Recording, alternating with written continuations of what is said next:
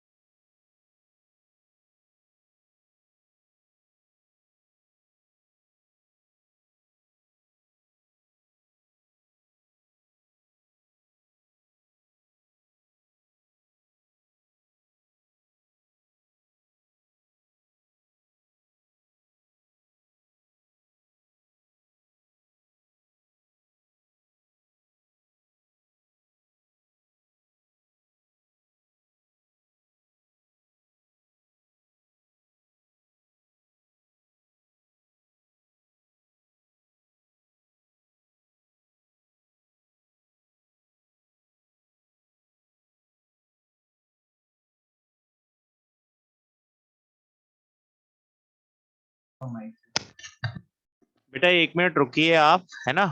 अभी ये स्क्रीन भी विजिबल हो जाएगी, ऑडियो भी हो जाएगा। थोड़ा सा नेटवर्क इशू चल रहा है, उसी को रेक्टिफाई कर रहे हैं, है ना। तो आप थोड़ा सा रुक जाओ बेटा, है ना। 5-7 मिनट वेट करिए और।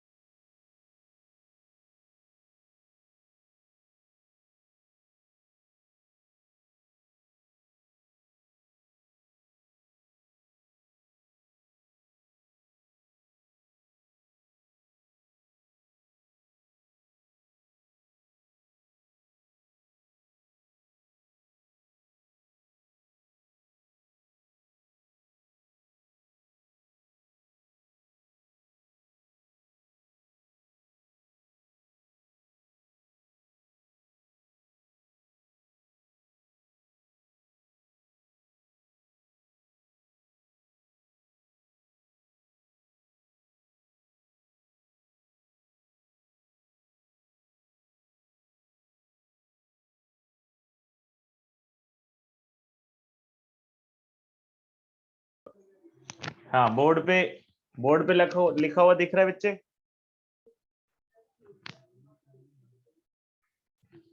चलें स्टार्ट करते हैं। लास्ट टाइम जो है, लास्ट टाइम हम जो है, नहीं मेरी स्लाइड में आएगा ये। नहीं आएगा। इसको इधर कैसे लो ये बताओ। इसको ऊपर किसको?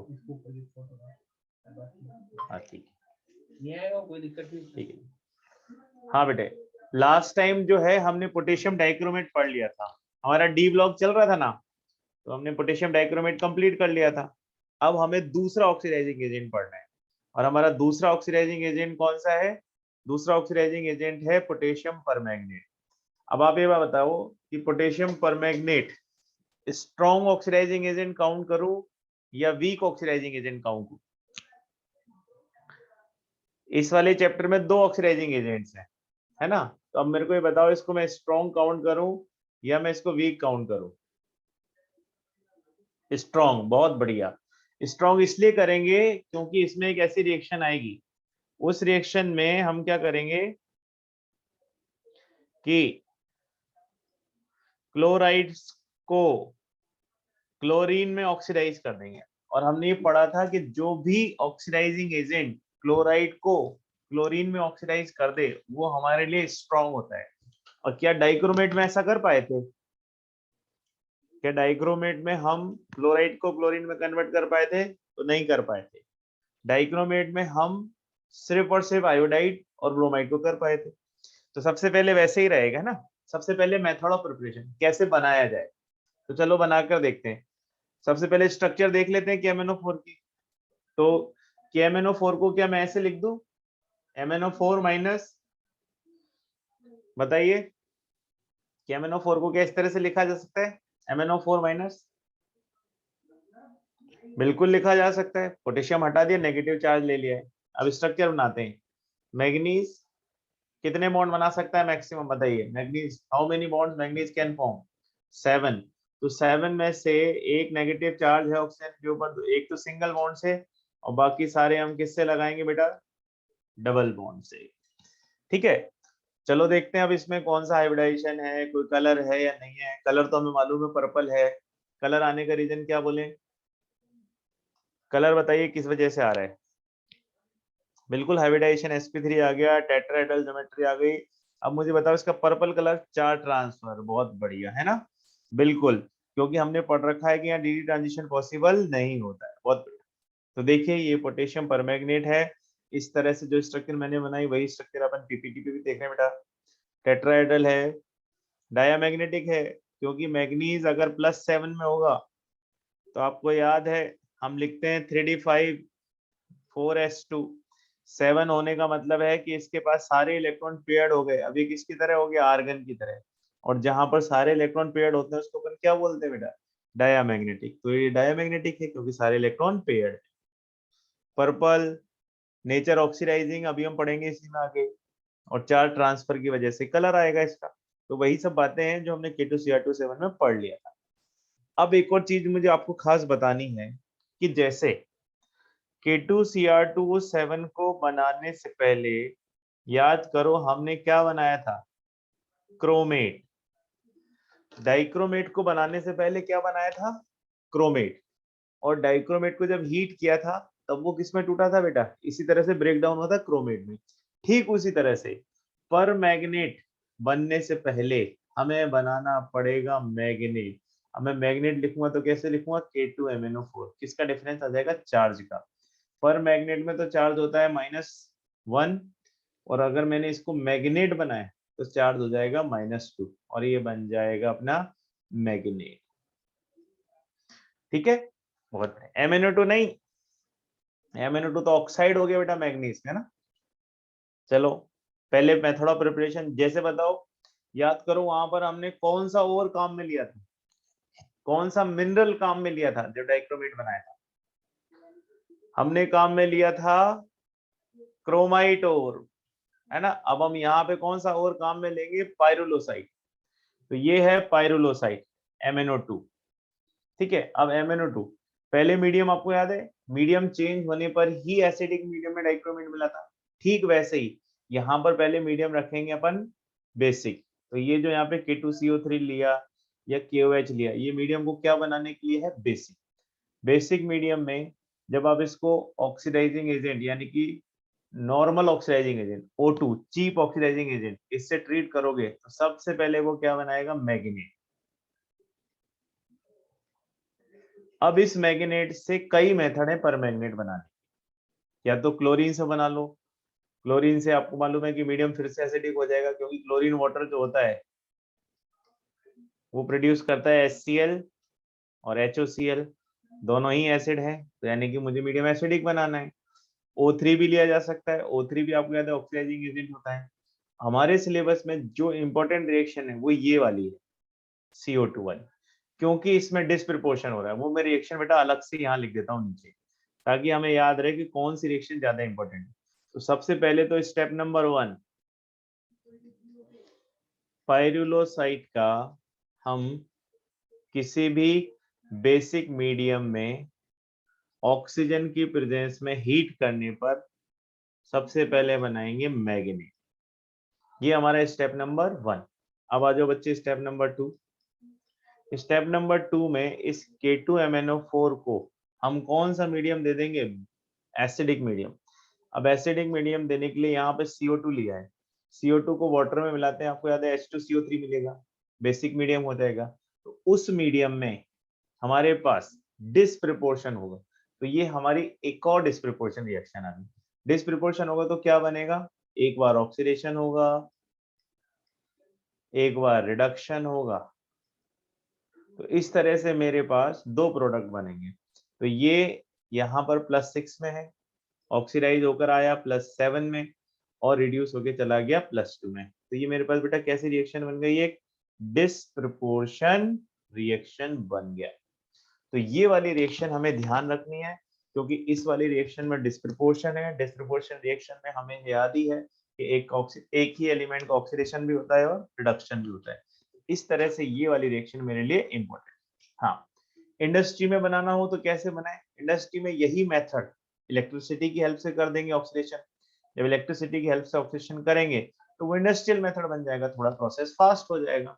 लैब अगर हम बनाना हो तो पर डाइसल्फेट से बना लेते हैं, ठीक है। वो मॉड्यूल में अपनी एक रिएक्शन दी हुई भी है, जिसमें हम जो है मैग्नीज का कोई भी, ये मैं लैब वाला मेथड लिख रहा हूँ, मैग्नीज का कोई भी सॉल्ट ले लेंगे +2 वाला, और उसको हम ट्रीट करा देंगे पर ऑक्सोडाइसल्फेट से।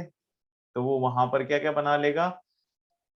MnO4 माइनस, और ये टूट जाएगा सल्फेट में। तो अगर लैब मेथड पूछा जाए तो बिल्कुल लास्ट पेज में ऐड करनी है। जितनी भी डिस्प्रपोर्शन आती है बहुत अच्छी बात है, ये तो अपने को अब तक अपने पास शायद 10 से ऊपर डिस्प्रपोर्शन रिएक्शन हो गई होंगी इसको ऐड करने के बाद, ठीक है ना। तो डिस्प्रपोर्शन रिएक्शन हमेशा ऐड करके चलनी है। तो ये हमारी डिस्प्रपोर्शन रिएक्शन है, मेथड ऑफ प्रिपरेशन। ठीक है बच्चे, इससे आगे बढ़ते हैं। कई मेथड है बनाने के, और पहला स्टेप कॉमन है, बेसिक मीडियम लेंगे, ऑक्सीजन के साथ फ्यूज करेंगे, सबसे पहले मैग्नेट बनेगा। अब मैग्नेट में ऑक्सीडेशन स्टेट होती है +6, मुझे ले जाना है +7 में, इसका मतलब ऑक्सीडेशन होगा। ऑक्सीडेशन करने के कई तरीके हो सकते हैं, जैसे क्लोराइड Cl2 प्लस वाटर एक ऑक्सीडाइजिंग एजेंट है, ओजोन एक ऑक्सीडाइजिंग एजेंट है, और अगर मीडियम में एसिडिक ले लूंगा तो वैसे ही डिस्प्रोपोर्शन होकर मुझे अपने प्रोडक्ट्स मिल जाएंगे, ठीक है। अब यहाँ पर थोड़ा सा मैं इसको क्लियरली पढ़ देता हूँ कि K2MnO4 दे रखा है green in basic medium is strong but stable in acidic medium, यानी कि वही बात कर रहे हैं जो अपन ने अभी थोड़ी देर पढ़ी कि ये K2MnO4 बना, और जैसे ही मीडियम एसिडिक हुआ डिस्प्रोपोर्शन हो गया, और डिस्प्रोपोर्शन हो जाने की वजह से हमें KMnO4 मिल जाता है K2MnO4 से। तो वही बात बेटा यहाँ पर लिखी हुई है जो मैंने इक्वेशन की फॉर्म में वहां पर लिख दी थी, ठीक है। तो मैं ये इक्वेशन वाली जो है और साफ तरीके से दूसरी जगह लिख देता हूँ, ताकि आपको ये प्रॉब्लम ना आए कि सर यहाँ पर एक के ऊपर एक ओवरलैप हो गया है ना।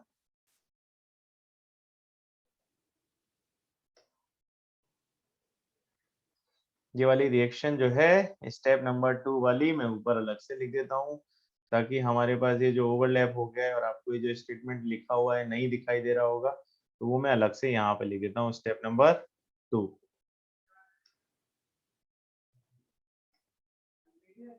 Step 2, K2MnO4 magnet in acidic medium gets oxidized into KMnO4 and reduced into MnO2 and this reaction is disproportion reaction. ठीक है, मत लिखो बेटा हिमांशी, अलग से मत लिखो आप डिस्प्रोपोर्शन, बाद में जब एग्जाम आएगा तो आपको पता नहीं लगेगा कि डिस्प्रोपोर्शन रिएक्शन अलग से क्यों लिखी है, ताकि हमें याद हो जाए।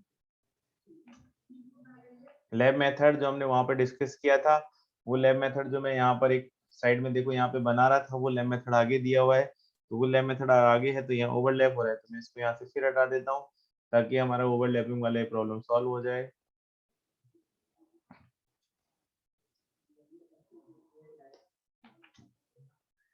लैब मेथड में हमने Mn+2 यानी कि मैग्नीशियम का कोई भी +2 वाला सॉल्ट ले लिया, उसका ऑक्सीडेशन कर लिया पर ऑक्सीडाइज सल्फेट से MnO4- मिल गया, ये लैब में बनाएंगे। प्रॉपर्टीज, किस कलर का है बेटा? पर्पल कलर का है। कलर आने का रीजन क्या है? चार्ज ट्रांसफर, याद है ना अपन ने पढ़ लिया था, चार्ज ट्रांसफर के रीजन होंगे इसमें। ऑक्सीडाइजिंग एजेंट है, बहुत बढ़िया ऑक्सीडाइजिंग एजेंट है, क्लास 10th से आ रहा है, लंबा चल रहा है। खुद को किस में रिड्यूस कर सकता है? +2 में।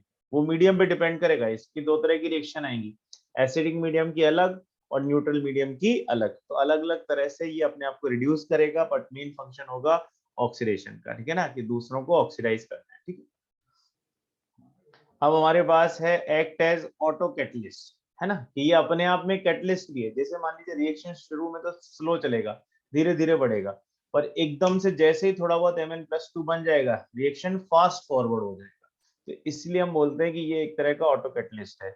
अब आप इसका एक क्वेश्चन देखेंगे और ये क्वेश्चन मिलेगा हमें बिगनर्स बॉक्स 2 में। आपके मॉड्यूल में बिगनर्स बॉक्स 2 ओपन करिए सब लोग, और बिगनर्स बॉक्स 2 का क्वेश्चन नंबर 4 किस पर बेस्ड है? इस ऑटो कैटलिस्ट वाले उस पर बेस्ड है। ठीक है, हीटिंग इफेक्ट, इसको हीट करते हैं। अब मालूम है, हमने पहले ही पढ़ा था कि एक ऑक्सीडाइजिंग एजेंट है तो ऑक्सीजन रिलीज करेगा, तो देखिए इसको हीट किया हमने, हीट करने पर ये अपने मैग्नेट में टूट गया, क्योंकि ये मैग्नेट से बनता है और मैग्नेट बार बार इसमें कन्वर्ट होता है एसिडिक मीडियम में, तो ये दोनों एक दूसरे में इंटरचेंज होते रहेंगे। MnO2 और क्या रिलीज हो गई? ऑक्सीजन। ऑक्सीजन रिलीज होने से ही पता लग रहा है ना कि स्ट्रॉन्ग ऑक्सीडाइजिंग एजेंट है, कि हीट करने पर भी ऑक्सीजन रिलीज कर रहे हैं। ये वाली रिएक्शन थोड़ी सी विस्फोटक है, एक्सप्लोजिव है, क्योंकि हमने यहाँ पर क्या बना लिया? एक एक्सप्लोजिव बना लिया, Mn2O7। तो ये वाली रिएक्शन में हमें मालूम है कि कंसंट्रेटेड H2SO4 लिया, और कंसंट्रेटेड H2SO4 जो होता है वो स्ट्रॉन्ग ऑक्सीडाइजिंग एजेंट होता है, तो जब वो KMnO4 से रिएक्ट करेगा तो दोनों स्ट्रॉन्ग ऑक्सीडाइजिंग एजेंट हो जाएंगे, एकदम से धमाका हो जाएगा, और Mn जो है वो अपना ऑक्साइड ही बनाएगा केवल, बाकी सबको छोड़ देगा। तो ऐसे केस में इस रिएक्शन में एक एक्सप्लोजिव का फॉर्मेशन हुआ, उस एक्सप्लोजिव का नाम क्या रखना है बेटा? Mn2O7। बताओ, इससे पहले भी कोई एक्सप्लोजिव बनाया था आपने? इसके पहले एक और रिएक्शन में एक्सप्लोजिव बनाया होगा, याद करो, कहाँ बनाया था एक और एक्सप्लोजिव? NCl3, बहुत बढ़िया, NH3 और Cl2 की रिएक्शन ने एक और एक्सप्लोजिव बनाया था, NCl3। हाँ, तो बस, तो देख लो केमिस्ट्री में तो एक्सप्लोजन बनाने के कई मेथड हो गए अपने पास।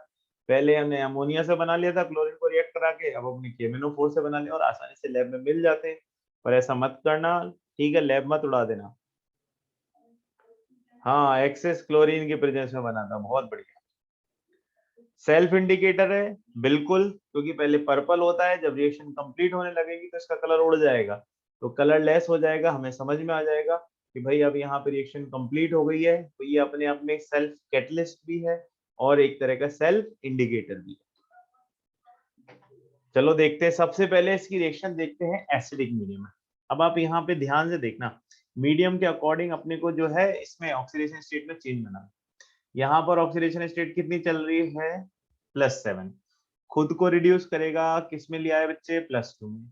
+2 में कोई कलर होगा क्या? नहीं सर, +2 में कोई कलर नहीं होता, तो जब ये एसिडिक मीडियम में होगा तो ये अपने आप को +7 से +2 में कन्वर्ट कर। अब यहाँ ध्यान से देखो, X माइनस X यानी कि हेलोजन, हेलाइड, कौन सा हेलाइड भी ले लिया हमने? क्लोरीन भी ले लिया, अब क्लोरीन भी ले लिया, इसका मतलब हमें पता लग गया कि ये स्ट्रॉन्ग ऑक्सीडाइजिंग एजेंट है, क्योंकि हमने क्लोरीन ले लिया यहाँ पर। अब यहाँ पर मान लो मीडियम देखो क्या दे रखा है, एसिडिक। तो एक इंपॉर्टेंट नोट में यहां लिख देता हूं, to make medium acidic HCl is not taken। बताओ ये वाला स्टेटमेंट कौन कंप्लीट करेगा कि हमने यहां मीडियम को एसिडिक बनाने के लिए HCl का यूज नहीं किया, बिकॉज ये कंप्लीट करना है। हाँ, क्योंकि सर वो Cl माइनस को ऑक्सीडाइज कर देगा, ये रिएक्शन हो जाएगी, और ये रिएक्शन होगी तो मीडियम एसिडिक नहीं होगा, कुछ और ही हो जाएगा, क्योंकि रिएक्शन हो जाएगी। ठीक है, तो अब ये तो आप समझ ही गए, है ना, ये तो हो ही गया। Therefore H2SO4 is taken। क्या लिया जाएगा बच्चे, H2SO4 लिया जाएगा, HCl नहीं लिया जा सकता। HCl लेंगे तो क्लोराइड का ऑक्सीडेशन हो जाएगा क्लोरीन में, हमें जो बनाना था मीडियम एसिडिक वो तो बनेगा नहीं, कोई और रिएक्शन ही हो जाएगी। अच्छा एक बताओ, डाइल्यूट H2SO4 लूं या कंसंट्रेटेड H2SO4 लूं, ये भी बताओ। हमें डाइल्यूट H2SO4 लेना चाहिए कि कंसंट्रेटेड H2SO4 लेना चाहिए? डाइल्यूट लेना पड़ेगा, डाइल्यूट।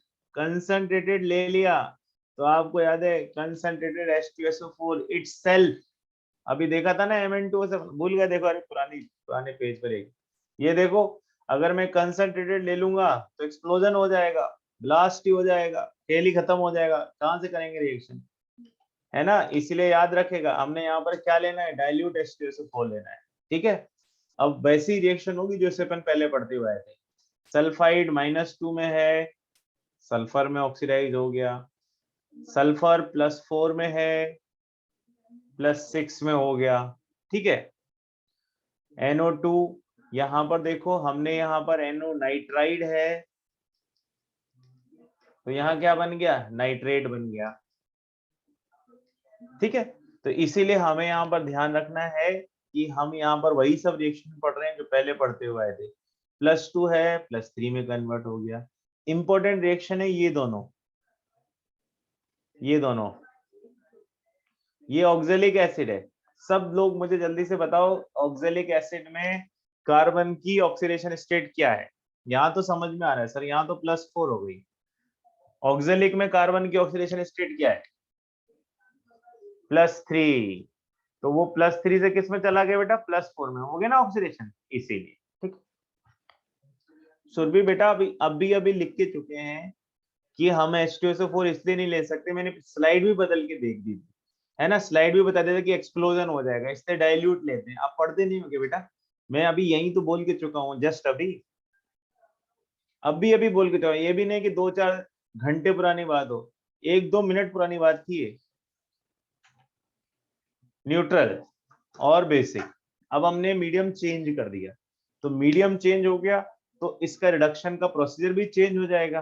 अब यहाँ पे आप ध्यान से देखो, +7 से ये किस ऑक्सीडेशन स्टेट में चला गया, +4 में, यानी कि पिछली बार तो हमने देखा था कि +7 से +2 में चला गया था, अब इस बार ये किस में चला गया बेटा, +7 से +4 में आ गया। तो यहाँ पर इसका रिडक्शन थोड़ा कम हुआ, जबकि वहां पर रिडक्शन ज्यादा हुआ, पर यहाँ पर इसका नेचर इंक्रीज हो गया। कैसे इंक्रीज हो गया, यहाँ देखो, ब्रोमाइड को इस बार इसने ब्रोमीन में नहीं कन्वर्ट किया, इसमें कन्वर्ट कर दिया ब्रोमिक एसिड में, यानी कि ऑक्सीडेशन स्टेट +5 में पहुंचा दिया। जबकि पहले वाली स्लाइड में देखो आप, हमने ऑक्सीडेशन स्टेट को किसमें पहुंचाया था, 0 में, माइनस से किसमें पहुंचाया था, 0 में। यहाँ पर माइनस से सीधे किसमें पहुंचा दिया अपन ने, +5 में, यानी कि यहाँ पर इसकी ऑक्सीडाइजिंग नेचर थोड़ी सी और बढ़ गई। ऐसे ही आयोडाइड को किसमें कन्वर्ट कर दिया, आयोडिक एसिड में, यानी कि +5 में। तो इस तरह से ये अपना नेचर चेंज करता है डिपेंडिंग ऑन मीडियम। अगर एसिडिक मीडियम होगा तो हम इसको खुद को +2 में यानी कि कलरलेस होते देखेंगे, पर अगर ये बेसिक मीडियम में हुआ तो MnO2 आपको याद है MnO2 का कौन सा कलर होगा सर? MnO2 या तो ब्राउन होगा अगर प्योर हुआ तो, या फिर ब्लैक होगा अगर थोड़ी बहुत कोई इम्प्योरिटी हुई तो इस तरह से हमें यहाँ पर ये पता लग जाता है कि भाई हमने कलर देख के पता लग जाए कि इसको किस में कन्वर्ट करना है। ब्रोमाइड को अगर मुझे पता लग रहा है कि खुद MnO2 में कन्वर्ट हो रहा है तो ब्रोमाइड को किस में कन्वर्ट करना है? ब्रोमिक में। ठीक है,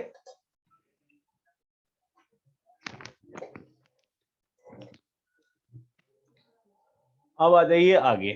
ठीक है, ये यहाँ पर अब अपना यहाँ पर कौन सा पार्ट खत्म होता है? डी ब्लॉक खत्म हो जाता है बेटा, है ना। डी ब्लॉक खत्म हो जाएगा और हम क्या स्टार्ट करेंगे? एफ ब्लॉक, क्योंकि इससे पहले हमने जितनी भी चीजें पढ़ी थी वो सब डी ब्लॉक से रिलेटेड थी। याद करो लास्ट क्लास जो अपनी थी उसमें सबसे पहले हमने प्रॉपर्टीज पढ़ी और फिर हमने एक ऑक्सीडाइजिंग एजेंट कंप्लीट कर लिया था। कौन सा वाला ऑक्सीडाइजिंग एजेंट कंप्लीट कर लिया था? K2Cr2O7। और आज हमने कौन सा कंप्लीट किया है? आज हमने किया है वो। ठीक है, चलो आगे देखते हैं। और वो क्वेश्चन करना है बिगनर्स बॉक्स 2 का क्वेश्चन नंबर 4 कि ये कैटलिस्ट है, यानी कि जैसे ही रिएक्शन में बनने लगेगा शुरू में रिएक्शन स्लो चलेगी और जैसे ही रिएक्शन प्रोसीड करेगी खुद बन जाएगा। तो जल्दी जल्दी सेल्फ कैटलिस्ट का काम क्या होता है? रिएक्शन को कैटलाइज करना, रिएक्शन की रेट को बढ़ा देना, तो रिएक्शन की रेट को बढ़ा देगा। ठीक,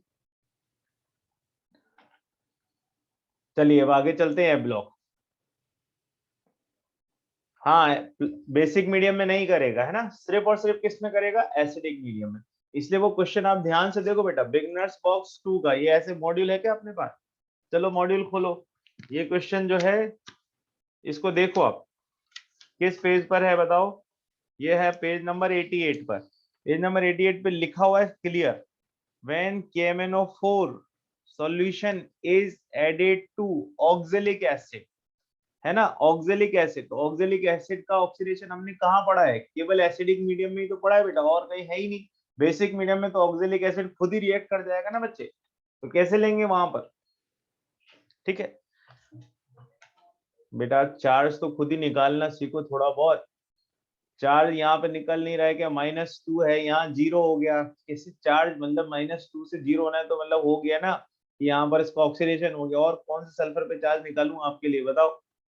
अब खुद का चार्ज वार्ज थोड़ा सा ऑक्सीडेशन स्टेट वाला तो खुद देखो। क्या यहाँ पे ये आपको चार्ज निकालना नहीं आ रहा है कि ऑक्सीडेशन स्टेट कैसे निकालते हैं? तो थोड़ा बहुत तो करो, ये तो रेडॉक्स में आ जाता है इतना तो। चलिए अब हम एफ ब्लॉक पे आ जाते हैं। एफ ब्लॉक में हमें यहाँ पर ये समझना है कि एफ ब्लॉक में क्या क्या होता है। एफ ब्लॉक में आप सब लोग अपने मॉड्यूल में वो वाला पेज ओपन करो जिसमें हमारे पास सभी के इलेक्ट्रॉनिक कॉन्फ़िगरेशंस गिवन है। ठीक है, वो है अपने पास सबसे पहले पेज नंबर 84। सब लोग पेज नंबर 84 खोलिए अपने मॉड्यूल का। पेज नंबर 84 पे हमारे पास सुरभि उसका चार्ज है 2.5। थोड़ा सा कैलकुलेट कर लो बेटा, है ना, थोड़ी सी मैथमेटिक्स तो कर ही लो। तो वहां पर अगर हम जाएंगे तो हम वहां पर देखेंगे कि सभी की जो इलेक्ट्रॉनिक कॉन्फ़िगरेशन है उसमें 3 जगह हमें D1 दिखाई देगा और बाकी जगह D0 नजर आता है। और वो हमें मालूम है, हमने याद किया था पीटी में कि सिगडी सिगडी लुटेरे ले गए। यानी कि यहाँ एक तो आपको D1 मिलेगा, एक जीडी में D1 मिलेगा और एक लुटेटियम में D1 मिलेगा। बाकी सभी जगह आपको डी क्या मिलेगा?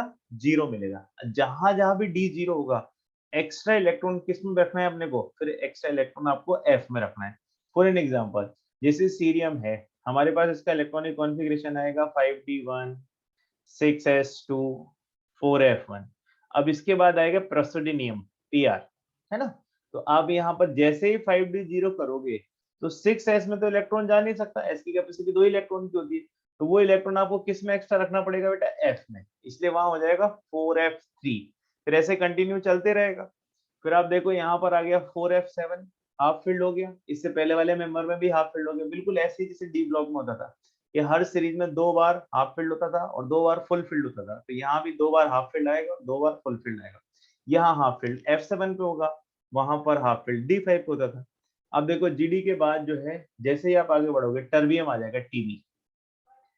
टीबी आते से ही D0 हो जाएगा वापस से। जैसे ही D0 होगा तो जहां पर पिछली बार आपके पास आ रहा था 4f7, यहाँ पर सीधे ही क्या आएगा? 4f9, क्योंकि 6s में इलेक्ट्रॉन जा नहीं सकता एक्स्ट्रा। तो इसीलिए यहाँ पर आपको जब भी D0 मिलेगा F में एक इलेक्ट्रॉन ज्यादा करना पड़ेगा, क्योंकि D वाला जो 0 होगा उसका एक चार्ज किसके ऊपर शिफ्ट करना पड़ता है, F के ऊपर। तो इस तरह से हम 3 बार D1 लिखते हैं पूरी सीरीज में, फर्स्ट, मिडिल और लास्ट। फर्स्ट पे सीरियम, बीच में गैडोलिनियम और लास्ट में ल्यूटेनियम। अब इस ग्रुप में यानी कि इस F में स्पेशली अभी हम किसकी बात कर रहे हैं बेटा, 4F, क्योंकि 5F तो रेडियो एक्टिव होते हैं, उन पे ज्यादा स्टडी नहीं हुई है, 4F की ज्यादा स्टडी हुई है। तो अगर हम देखें तो यहाँ पर मोस्ट कॉमन ऑक्सीडेशन स्टेट कितनी आ रही है, +3। वैसे ऑक्सीडेशन स्टेट जो आती है वो किसी कंपाउंड के बनने के बाद हम चेक करते हैं, पर यहाँ पर हम इलेक्ट्रॉनिक कॉन्फ़िगरेशन से थोड़ा बहुत आइडिया तो लगा ही सकते हैं। कैसे लगा सकते हैं कि सर देखो जीडी में अगर उसके +3 हो जाए तो सर उसको हाफ फील्ड मिल जाएगा, क्योंकि उसके पास होता है S2D1। तो अगर 3 इलेक्ट्रॉन चले गए तो सर उसको हाफ फील्ड मिल गया। ऐसे लुटेटियम में सर क्या होता है, सर लुटेटियम में होता है 6s2 5d1 4f14। तो अगर उसके 3 इलेक्ट्रॉन वो लूज भी कर दे या शेयर भी कर ले तो भी उसके पास फुल फील्ड आ जाता है। तो कुछ कुछ आइडिया हम +3 का लगा सकते हैं, बट हमें मेजरली ऑक्सीडेशन स्टेट का पता उनके कंपाउंड्स में ही लगेगा, तो वो अपन अभी आगे देखेंगे। पर अभी के लिए मोस्ट कॉमन ऑक्सीडेशन स्टेट हमें क्या माननी है, +3, यानी कि mostly members are stable in +3 oxidation state. हो सकता है कि कॉन्फ़िगरेशन देखने पर आपको कुछ और भी ऑक्सीडेशन स्टेट मिल जाएं, but most common will be considered as +3। वो अभी अपन आगे देखेंगे कि +3 क्यों बोल रहे हैं। ग्रुप नंबर 4 F ब्लॉक कौन से ग्रुप में होते हैं, सारे थर्ड में होते हैं, याद है ना अपने को, स्कैंडियम, उसके नीचे बताओ जल्दी से, स्कैंडियम सेकेंड ईयर, लाएंगे AC। तो ये कौन सा ग्रुप चल रहा है बेटा, थर्ड ग्रुप। तो ये सब थर्ड ग्रुप में ही आ जाते हैं, यानी कि 4F भी थर्ड में होता है और 5F भी थर्ड में होता है। इसीलिए थर्ड ग्रुप जो होता है वो सबसे बड़ा ग्रुप माना जाता है, क्योंकि इसमें 4 एलिमेंट तो किसके होते हैं, D के, और 28 एलिमेंट किसके हो जाते हैं बेटा, F के। तो कुल मिलाकर कितने एलिमेंट्स हो गए, तो कुल मिलाकर हो गए 32 एलिमेंट। हाँ जी, चलो आगे चलते हैं।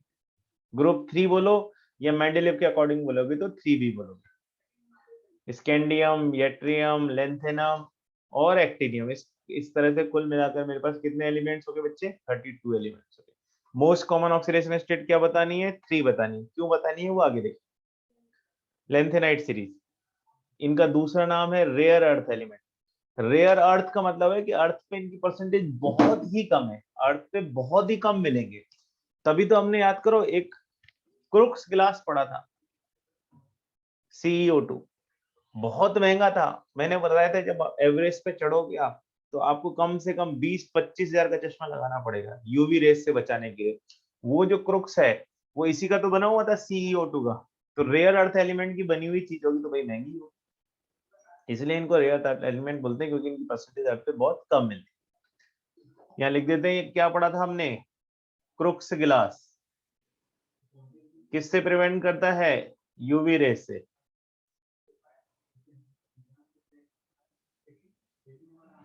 ठीक है, बहुत एक्सपेंसिव होता है।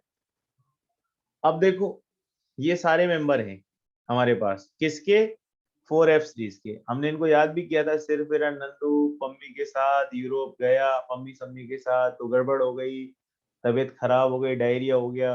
उसके दोस्तों ने बोल दिया अरे तुम यार यहाँ भी आके बीमार पड़ गए ना बच्चे, ये सब करके अपन ने इसको याद किया था। एक्टिनोइड सीरीज, एक्टिनोइड सीरीज को हम 5F बोलते हैं। मोस्टली एलिमेंट्स मैन मेड हैं और रेडियो एक्टिव होने की वजह से इनके ऊपर ज्यादा काम नहीं हुआ है, क्योंकि रेडियो एक्टिव चीजों में से रेडिएशंस निकलती हैं, और जब रेडिएशंस निकलेंगी तो वो हमें हार्म करेंगी, इन्वायरमेंट को हार्म करेंगी, इसलिए उनके ऊपर ज्यादा स्टडी नहीं होती है। उसके भी ये सारे मेंबर हैं, थोरियम से लेकर लास्ट मेंबर है लॉरेंशियम तक, यानी कि 90 एटॉमिक नंबर से 103 तक। चलो अब आगे चलते हैं, रिएक्शन। अब यहाँ हमें पता लग जाएगा कि सर इनकी ऑक्सीडेशन स्टेट +3 क्यों बोलते हैं। तो आप इस व्हील को ध्यान से देखो, इस व्हील में आपको हर जगह इनकी ऑक्सीडेशन स्टेट क्या नजर आएगी, मोस्टली जगह पर इनकी ऑक्सीडेशन स्टेट +3 नजर आएगी। फॉर एन एग्जाम्पल, जब ये किसके साथ रिएक्ट कर रहे हैं, हेलोजन के साथ, तो देखो क्या बना रहे हैं, LnX3, ऑक्सीडेशन स्टेट आ गई फिर से +3। जब ऑक्सीजन के साथ रिएक्ट कर रहे हैं, देखिए ऑक्सीडेशन स्टेट क्या चल रही है, +3। जब नाइट्रोजन के साथ रिएक्ट कर रहे हैं तो ऑक्सीडेशन स्टेट चल रही है +3। जब सल्फर के साथ रिएक्ट कर रहे हैं ऑक्सीजन स्टेट चल रही है +3। जब वाटर के साथ रिएक्ट कर रहे हैं तो अपना हाइड्रोक्साइड बना रहे हैं, हाइड्रोक्साइड भी किस स्टेट में बना रहे हैं, +3। हाइड्रोजन के साथ रिएक्ट कर रहे हैं, हाइड्राइड बना रहे हैं, वो भी किसमें बना रहे हैं, +3। इसका मतलब जब हम इनके प्रैक्टिकली चेक कर रहे हैं कि ये कौन सी ऑक्सीडेशन स्टेट में स्टेबल कंपाउंड बनाते हैं, तो किस ऑक्सीडेशन स्टेट में हमें कंपाउंड दिखाई दे रहे हैं बेटा, +3 ऑक्सीडेशन स्टेट। इसीलिए हम इनको +3 में मोस्ट स्टेबल और मोस्ट कॉमन ऑक्सीडेशन स्टेट इनकी +3 ही बताते हैं। ठीक वैसे ही जैसे डी ब्लॉक में हमें कौन सी ऑक्सीडेशन स्टेट ज्यादा स्टेबल बतानी होती है, +2, क्योंकि वो सभी लोग +2 में आना चाहते हैं और उनके ज्यादातर कंपाउंड +2 में ही बनते हैं। ठीक है, तो इस व्हील से हमें पता लग रहा है कि यहाँ पर +3 is the most common oxidation state. चलो आगे बढ़ते हैं। डिफरेंस, दोनों के बीच में डिफरेंस क्या है, तो लेंथेनॉइड्स की प्रॉपर्टी नोन है, बिल्कुल नोन है, और इनकी प्रॉपर्टी हमें अननोन है। इनकी प्रॉपर्टी कैसे पता लगाएंगे, इनकी प्रॉपर्टी पता लगाएंगे तो हमारा सफाया हो जाएगा। ये नॉन रेडियो एक्टिव हैं, ये सारे के सारे ही रेडियो एक्टिव हैं। अब याद करो एक चीज मुझे बताओ, क्या 4F सीरीज में कोई ऐसा मेंबर है जो रेडियो एक्टिव भी हो, कोई ऐसा मेंबर है, हाँ, एक्सेप्ट पीएम, प्रोमेथियम, है ना, और मैनमेड भी होता है ये, all are natural except PM. PM यहाँ पर मैनमेड भी होता है बेटा और साथ साथ रेडियो एक्टिव भी होता है, जबकि बाकी सारे मेंबर्स कैसे मिलेंगे अपन को, नेचुरल मेंबर्स मिलेंगे और नॉन रेडियो एक्टिव मिलेंगे। यहाँ पे सारे मेंबर क्या मिलेंगे आपको, रेडियो एक्टिव मिलेंगे, बट 3 मेंबर नेचुरल होंगे, वो शुरू के 3, थोरियम, प्रोटेक्टेनियम और uranium, natural, rest man made. ठीक है, तो यहां पर जब हम बात करते हैं उसकी, फर्स्ट मैन मेड एलिमेंट कौन सा था, गलत गलत, फर्स्ट मैन मेड एलिमेंट ये नहीं है, फर्स्ट मैन मेड एलिमेंट तो टीसी है, टेक्नीशियम। हाँ, फर्स्ट मैन मेड एलिमेंट तो टेक्नीशियम है, बहुत बढ़िया। और ये इस ग्रुप का मैन मेड है, मतलब कि 4F का कोई पूछे मैन मेड तो सिर्फ किसको अपन को बताना है, पीएम को बताना। इनमें कौन सा कॉन्ट्रेक्शन देखने को मिलेगा भाई, लेंथेनॉइड, और यहाँ कौन सा कॉन्ट्रेक्शन देखने को मिलेगा, एक्टिनोइड। हालांकि एक्टिनोइड हम ज्यादा पढ़ते नहीं है, पर जैसे 4F पुअर शील्डिंग दिखाता है ऐसे 5F भी पुअर शील्डिंग दिखाता है, इसी वजह से हम यहाँ पर, ठीक है। नेक्स्ट आओ, लेस बेसिक। अब इनकी मेटेलिक प्रॉपर्टी कम है ना, और इनकी मेटेलिक प्रॉपर्टी ज्यादा है, ठीक है। तो जिनकी मेटेलिक प्रॉपर्टी ज्यादा होगी उनकी बेसिक नेचर भी ज्यादा होगी, तो 4F के कंपैरिजन में 5F की बेसिक नेचर ज्यादा है, क्योंकि उनका साइज कंपैरेटिवली बड़ा भी होता है, जबकि 4F का साइज थोड़ा सा छोटा होता है ना। यहाँ पे कॉम्प्लेक्स बनाने की टेंडेंसी कम है और यहाँ पर कॉम्प्लेक्स बनाने की टेंडेंसी बहुत ज्यादा है, तो इस तरह से हमारे पास इन दोनों के बीच में कुछ डिफरेंसेस। ठीक है बेटा, चलो अब आगे चलते हैं। हाँ, एक चीज मुझे इसमें बतानी है ना। पहली बात तो हम यहाँ पर ये स्लाइड खत्म करके फिर बात करते हैं। Basic nature left to right जाने पर क्या हो रही है, डिक्रीज हो रही है। क्यों डिक्रीज हो रही है, क्योंकि लेफ्ट टू राइट जाने पर साइज क्या हो रहा है, इंक्रीज हो रहा है कि डिक्रीज हो रहा है, सर डिक्रीज हो रहा है, कॉन्ट्रेक्शन लग जा रहा है। जब साइज डिक्रीज होगा तो हमें मालूम है मेटेलिक कैरेक्टर क्या होता है, कम हो रहा है, और मेटेलिक कैरेक्टर कम होगा तो बेसिक नेचर भी धीरे धीरे क्या होने लग जाएगी, कम होने लग जाएगी। सी, अब सीरियम का आप याद करो, एटॉमिक नंबर है 58, हम लिखेंगे 4F1 5D1 6S2, और जैसे ही ये +4 में आएगा तो अब ये किसकी तरह बन जाएगा, सर ये +4 में जिनोन की तरह बन जाएगा 54। तो इसका मतलब +4 में ये किसकी तरह हो जाएगा, इनर्ट गैस की तरह हो जाएगा। EU, यूरोपियम, यूरोपियम बताओ कहाँ था, सब लोग देखो यूरोपियम कहाँ था, यूरोपियम था मिडिल के ठीक पहले, सिगड़ी के ठीक पहले, ठीक है, 63 पे, और 63 में कॉन्फ़िगरेशन हमने लिखा था 4F7 और 6S2 5D0। हाँ, तो अब क्या होगा, अगर ये +2 में आएगा बेटा तो कौन सा इलेक्ट्रॉन जाएगा, ये वाला, तो इसको क्या अचीव हो जाएगा, इसको हाफ फील्ड अचीव हो जाएगा। इस तरह से हम कुछ जगह पर +3 के अलावा +2 भी देख रहे हैं और +4 भी देख रहे हैं। सीधा सीधा किससे कनेक्ट करके से देख सकते हैं अपन इलेक्ट्रॉनिक कॉन्फ़िगरेशन से रिलेट करके देख सकते हैं। YV बताओ YV कहाँ आता है? बिल्कुल लास्ट में आता है सर, जहां पर हमें कुछ ऐसा देखने को मिलता है 4F14 6S2 5D0। तो अब क्या होगा कि जैसे ही आप इसका 2 इलेक्ट्रॉन हटाएंगे YB का, बताओ इसको क्या अचीव हो जाएगा? सर इसको फुलफिल्ड अचीव हो जाएगा। इसीलिए +3 के अलावा +2 भी दिख रहा है, +4 भी दिख रहा है, +4 से इनर्ट गैस मिल रहा है, कुछ लोगों को +2 से हाफ फिल्ड मिल रहा है, कुछ को +2 से फुल फिल्ड भी मिल रहा है। But most common oxidation state क्या है? +3। अब देखो मोस्ट कॉमन तो +3 आ रही है, मोस्ट कॉमन तो क्या आ रही है? +3। अब ये सब लौट के तो किस में जाएंगे? +3 में जाएंगे। अगर +3 में जाएंगे तो अब आप देखो YB +3 से किस में जाएगा? +2 से। सर ये +2 से जाएगा +3 में। बताओ खुद का ऑक्सीडेशन करेगा कि रिडक्शन करेगा? सर YB +2 से +3 में जा रहा है तो खुद का ऑक्सीडेशन कर रहा है, तो दूसरों का क्या करेगा? दूसरों के लिए क्या बन जाएगा? सर दूसरों के लिए रिड्यूसिंग एजेंट बन जाएगा। तो इसलिए इसका बिहेवियर किसकी तरह हो गया? रिड्यूसिंग एजेंट की तरह। ठीक ऐसे ही सीरियम +4 से बेटा किस में जाने की कोशिश करेगा? +3 में। खुद का क्या कर रहा है? रिडक्शन। तो दूसरों का क्या बन जाएगा? दूसरों के लिए ऑक्सीडाइजिंग एजेंट बन जाएगा।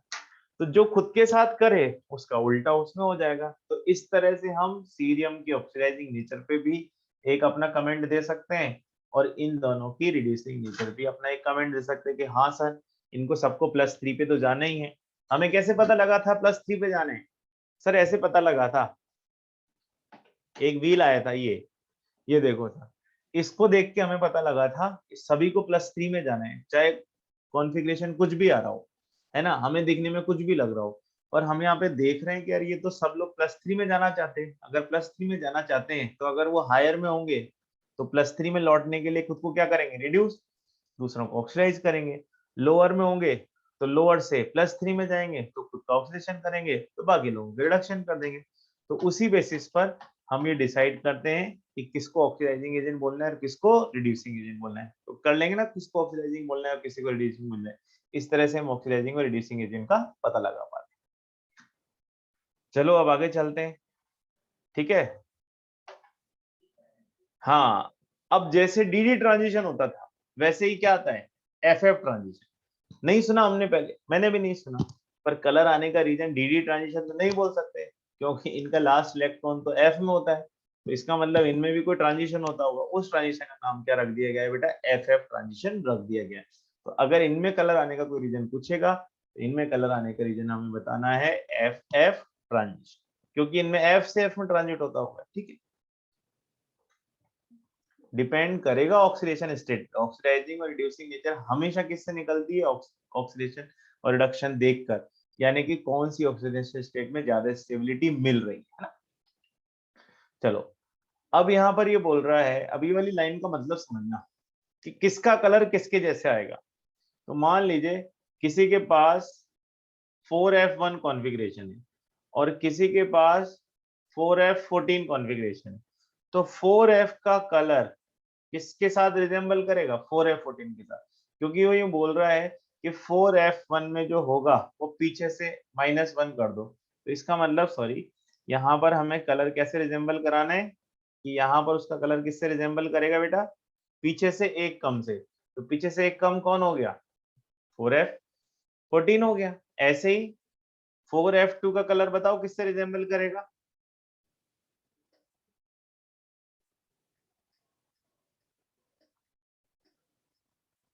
जो उधर से सेकंड होगा, उधर से सेकंड कौन होगा? 4F12। तो आप उसको सीधा किससे देख सकते हो कि n का नंबर जो आगे दे रखा है 1 2 3, उसको 14 में से माइनस करते जाओ। 4F3 का रिजेम्बलेंस बताओ किसके साथ आएगा? तो सर आप ऐसा करो 14 में से 3 माइनस कर दो। 14 में से 3 माइनस करेंगे तो 11 आ जाएगा। तो वो इस तरह से हो जाए, समझ गए? इस तरह से कलर क्या करेंगे? रिजेंबल करेंगे बेटा। GD एक फेरोमैग्नेटिक सब्सटेंस है। फेरोमैग्नेटिक क्या होते हैं?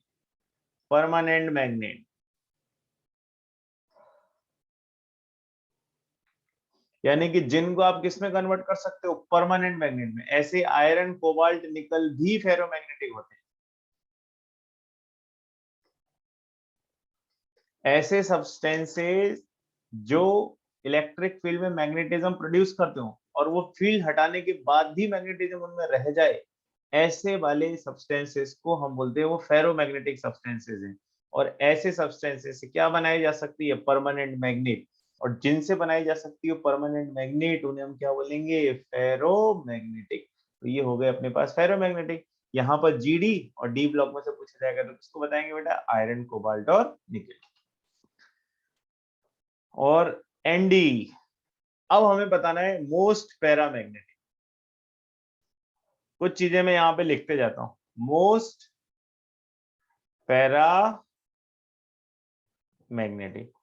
अब ये तो हो गया कि मोस्ट पैरामैग्नेटिक आ गया। अब यहाँ पर इलेक्ट्रॉन से ही नहीं देखते कि सर जिसके पास ज्यादा अनपेड इलेक्ट्रॉन होंगे वही सबसे ज्यादा पैरामैग्नेटिक होगा, नहीं। उसके लिए कई चीजें देखी जाती हैं, यानी कि उसके लिए स्पिन मैग्नेटिक मोमेंट भी देखा जाता है और ऑर्बिटल मैग्नेटिक इफेक्ट भी देखा जाता है। उनका जो क्लब करके इफेक्ट आता है, उसी से हम पैरामैग्नेटिक कैरेक्टर डिसाइड करते हैं। अब तक तो हम यही पढ़ते आए थे कि जिसके पास जितने ज्यादा अनपेड इलेक्ट्रॉन, उस केस में उतना ही ज्यादा पैरामैग्नेटिज्म। ये सही भी है, 99% सही बैठ जाता है, पर यहाँ नहीं बैठ रहा। यहाँ पर एनडी के पास मुझे उतने अनपेड इलेक्ट्रॉन नहीं नजर आ रहे जितना मैं सोच रहा था। अब नहीं नजर आ रहे, फिर भी वो मोस्ट पैरामैग्नेटिक है, तो उसका रीजन कुछ और है। और वो रीजन है कि इसमें कंबाइंड इफेक्ट लग गया, स्पिन भी जोड़ दिया आपने और ऑर्बिटल मैग्नेटिक मोमेंट भी जोड़ दिया। अब कैसे याद रखेंगे, तो आप बताओ। एक कार्टून आती है जिसमें दो कैरेक्टर ऐसे हैं जो सबसे ज्यादा इलेक्ट्रॉनिक गैजेट्स का यूज करते हैं। दो कैरेक्टर ऐसे हैं जो सबसे ज्यादा इलेक्ट्रॉनिक गैजेट्स का यूज करते हैं। हाँ, नोबिता और डोरेमोन। तो ये वही दोनों तो हैं। ये नोबिता और डोरेमोन का कॉम्बिनेशन ही तो है, नोबिता का एंड, डोरेमोन का डी। तो N D are most paramagnetic. PM, PM के बारे में क्या बोलेंगे, प्राइम मिनिस्टर। इंडिया में प्राइम मिनिस्टर कैसे बनाए जाते हैं, वोट डालते हैं हम, आप डालोगे थोड़े दिनों बाद, कुछ सालों बाद। तो मतलब जो 18 साल का हो गया वो वोट डालने जाता है, डेमोक्रेटिक मेथड है। इसका मतलब मैन मेड, ठीक है। और हमारे पीएम रेडियो पे भी बोलते हैं, है ना, हर 15 दिन में, तो रेडियो एक्टिव भी हो गए। तो देखो, जो इनका नाम है वही इनका काम है। ND most paramagnetic, PM man made, साथ में रेडियो एक्टिव, ठीक है। अब आ जाओ, एक और चीज बताता हूँ। एसएम, ये इस फैमिली का सुपरमैन। सुपरमैन की मूवी आई थी मैन ऑफ स्टील। तो ये जो एसएम है ये स्टील हार्ड होता है, यानी कि स्टील जितना हार्ड हो गया। इस तरह से ये तीन मेंबर अपनी अपनी प्रॉपर्टी वैसे ही बता देते हैं। एनडी अपनी प्रॉपर्टी बता रहा है कि मैं मोस्ट पैरामैग्नेटिक हूँ, पीएम अपनी प्रॉपर्टी बता रहा है कि भाई मैं मैन मेड और सिंथेटिक हूँ, एसएम अपनी प्रॉपर्टी बता रहा है कि नहीं मैं स्टील हार्ड हूँ। तो यहाँ पर देखो, जो नाम है वही काम है और वो अपने काम को यहाँ पर रिफ्लेक्ट कर रहे हैं। मिस मेटल, ये मिस मेटल, ये थोड़ा सा ध्यान रखना, एक तरह का अलॉय है बेटा, जिसमें मेनली कौन होता है, सीरियम। महंगा है तो महंगी चीजें बनाएगा, और थोड़ा बहुत क्या होगा, थोड़ा बहुत क्या, बहुत सारा क्या होगा, 95% आयरन होगा। इसका मतलब इससे बनने वाली चीजें तो महंगी होगी सर, क्योंकि सीरियम काम में आ रहा है, तो बिल्कुल इससे बनने वाली चीजें महंगी होती हैं। और ये बनाने के काम आता है बुलेट प्रूफ जैकेट।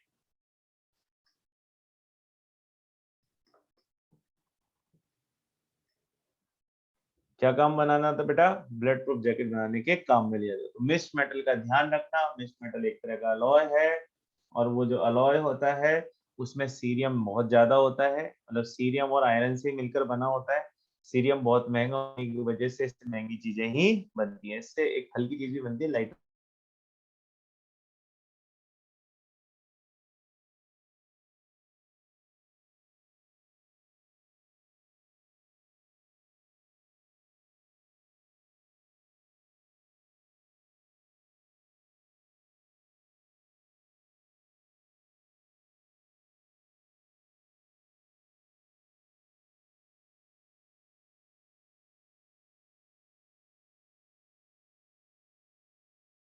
मैं रुक गया बोलते बोलते, पानी पीने लग गया। अच्छा, अब अपना टॉपिक है मेटलर्जी।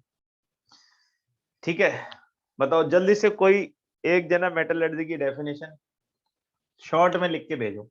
What is metallurgy?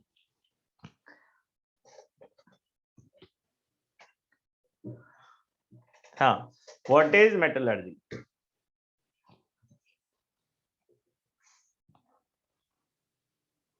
अच्छा, इसको लेके परेशान होने की जरूरत नहीं है, क्योंकि ये आपको सब हैंडआउट्स मिल जाएंगे, इसलिए आपको लिखने की कोई जरूरत नहीं।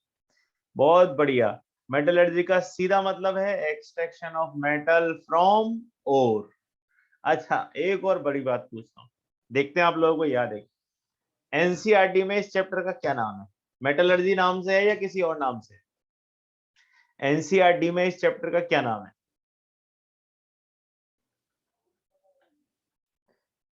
हाँ, एनसीईआरटी में इसका नाम थोड़ा अलग है, बड़ा सा, general principle of extraction of metal. बहुत बढ़िया, अलग ही नाम है। हाँ, है ना? हाँ, तो एनसीईआरटी में ढूंढोगे तो मेटलर्जी नहीं मिलेगा, क्योंकि उसका नाम वहां पर बिल्कुल ही बड़ा वाला कर दिया ना। हाँ, चलो आगे बढ़ते हैं। तो ब्रांच ऑफ केमिस्ट्री, है ना, branch of chemistry which deals with the method of extraction of metal from their ore. ठीक है, तो अब यहां पर ये एक केमिस्ट्री की ब्रांच है। अब याद करो, आईआईटी में सबसे नई ब्रांच यही जुड़ी हुई है। ठीक है बेटा पाठक, ये बात हम बहुत पहले कर चुके हैं, जब पहले पहले दिन 18 नवंबर को इनऑर्गेनिक केमिस्ट्री की क्लास हुई थी, तब हमने ये पढ़ा था कि पूरे उसमें हीलियम और थोरियम दो ऐसे बड़े एक्सेप्शन हैं जिनका लास्ट इलेक्ट्रॉन जिस सब शेल में है ये उस ब्लॉक में नहीं रखे हुए हैं, क्योंकि वहां पर किसको वेटेज दिया गया है? प्रॉपर्टी को वेटेज दिया गया है। तो हीलियम और थोरियम दोनों, हीलियम को होना चाहिए था एस ब्लॉक में, पर वो एस ब्लॉक में नहीं रखा जा सकता क्योंकि उसकी कोई प्रॉपर्टी एस से मैच नहीं करती। ऐसे ही थोरियम, उसको रखा जाना चाहिए डी ब्लॉक में, पर उसकी कोई प्रॉपर्टी डी ब्लॉक से मैच नहीं करती। ये बात हम बहुत पहले डिस्कस करके खत्म कर चुके हैं। अब आ जाओ, केमिस्ट्री की वो ब्रांच जिसमें हम मेटल को उसके ओर से एक्सट्रैक्ट करते हैं। ठीक है, मिनरल अर्थ की क्रस्ट में जो मिल जाए उसको ही हम क्या बोलेंगे? मिनरल बोलते हैं। उन मिनरल में से वो मिनरल हम सेलेक्ट कर लें जिससे प्रॉफिट होकर हम मेटल एक्सट्रैक्ट कर सकते हो, उसी को हम क्या बोलने लग जाएंगे? और बोलने लग जाएंगे। मैट्रिक्स, उसमें जो इम्प्योरिटी होगी और के साथ, मान लो अब बताओ, मेटलर्जी कराने के लिए सबसे पहले माइनिंग होती है। माइनिंग का मतलब यह है कि बहुत बड़े किलोमीटर लंबे एरिया में ये ढूंढा जाता है कि यार यहाँ मेटल मिलने की पॉसिबिलिटी है, तो वहां पे माइनिंग होती है। तो जो ओर मिलता है वो बड़े बड़े रॉक्स के फॉर्म में मिलता है। अब जब रॉक्स की फॉर्म में मिलेगा तो रॉक के साथ तो मिट्टी भी लगी होगी, कीचड़ भी लगा होगा, तो वो जो इम्प्योरिटी उसके साथ चिपकी हुई है ओर के साथ, उसी इम्प्योरिटी को हम क्या बोलेंगे? मैट्रिक्स या गैंग बोलेंगे। ठीक, फॉर एग्जाम्पल जैसे बॉक्साइट है। अब बॉक्साइट दो कलर का हो सकता है, या तो रेड कलर का मिलेगा आपको, या फिर व्हाइट कलर का मिलेगा। तो रेड कलर का होगा तो ये उसकी इम्प्योरिटी है, इसी इम्प्योरिटी की वजह से उसका कलर थोड़ा सा कैसा आ रहा है? रेड आ रहा है। और अगर उसमें इम्प्योरिटी ये ज्यादा अमाउंट में होगी, इम्प्योरिटी तो कोई सी भी बहुत सारी हो सकती है, पर जिस इम्प्योरिटी की परसेंटेज ज्यादा होगी उसकी वजह से वो कलर एक्वायर कर लिया। ऐसे ही कुछ बॉक्साइट व्हाइट भी मिला। क्यों मिला? क्योंकि उसमें अब कौन सी वाली इम्प्योरिटी थोड़ी ज्यादा हो गई? उसमें ये वाली इम्प्योरिटी थोड़ी ज्यादा हो गई, इसलिए वो व्हाइट भी दिख सकता है और रेड भी। तो ये गैंग है। तो यहाँ पर मैट्रिक्स और गैंग कौन है? Fe2O3 और SiO2। रेड बॉक्साइड में Fe2O3 बेटा, और व्हाइट बॉक्साइड में SiO2। और कितने टाइप के हो सकते हैं? और बहुत टाइप के हो सकते हैं। नेटिव और, ऐसे और जो किसी से रिएक्ट ही कम करते हो, ऐसे मेटल के हो, यानी कि आप बोले छापा वाले। छापा मतलब जो रिएक्टिव स्टेज में हाइड्रोजन से नीचे आते हो, ये है छापा। यू गट टू,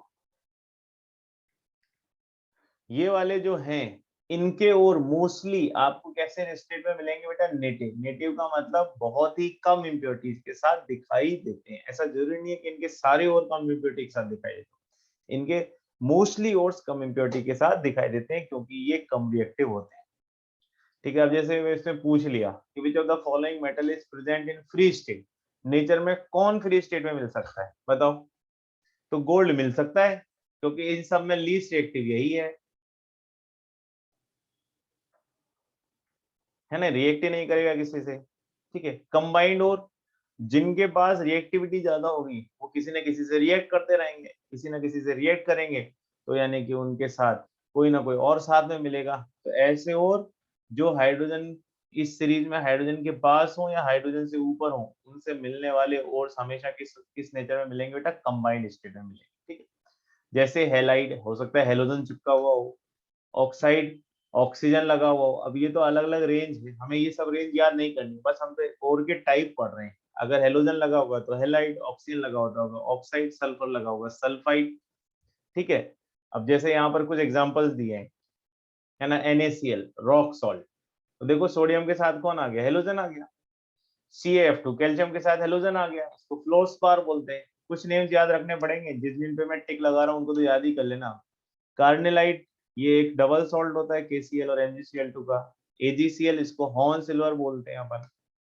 ये याद रखना पड़ेगा, क्रायोलाइट आगे जाके काम आएंगे ये दोनों, CaF2 और ये दोनों न्यूट्रल फ्लक्स भी कहलाते हैं। न्यूट्रल फ्लक्स यानी कि कुछ इम्प्योरिटी जिनको रिमूव करने के लिए हमें बाहर से कुछ ऐड करना पड़ता हो, उन्हें फ्लक्स बोलते हैं। जब इनका फंक्शन आएगा तब मैं आपको समझाऊंगा, पर अभी के लिए ये बता दें कि ये दोनों फ्लक्स की तरह काम आएंगे आगे, जब हम एल्यूमिनियम का प्रोडक्शन कर रहे होंगे बेटा वहां पर, है ना।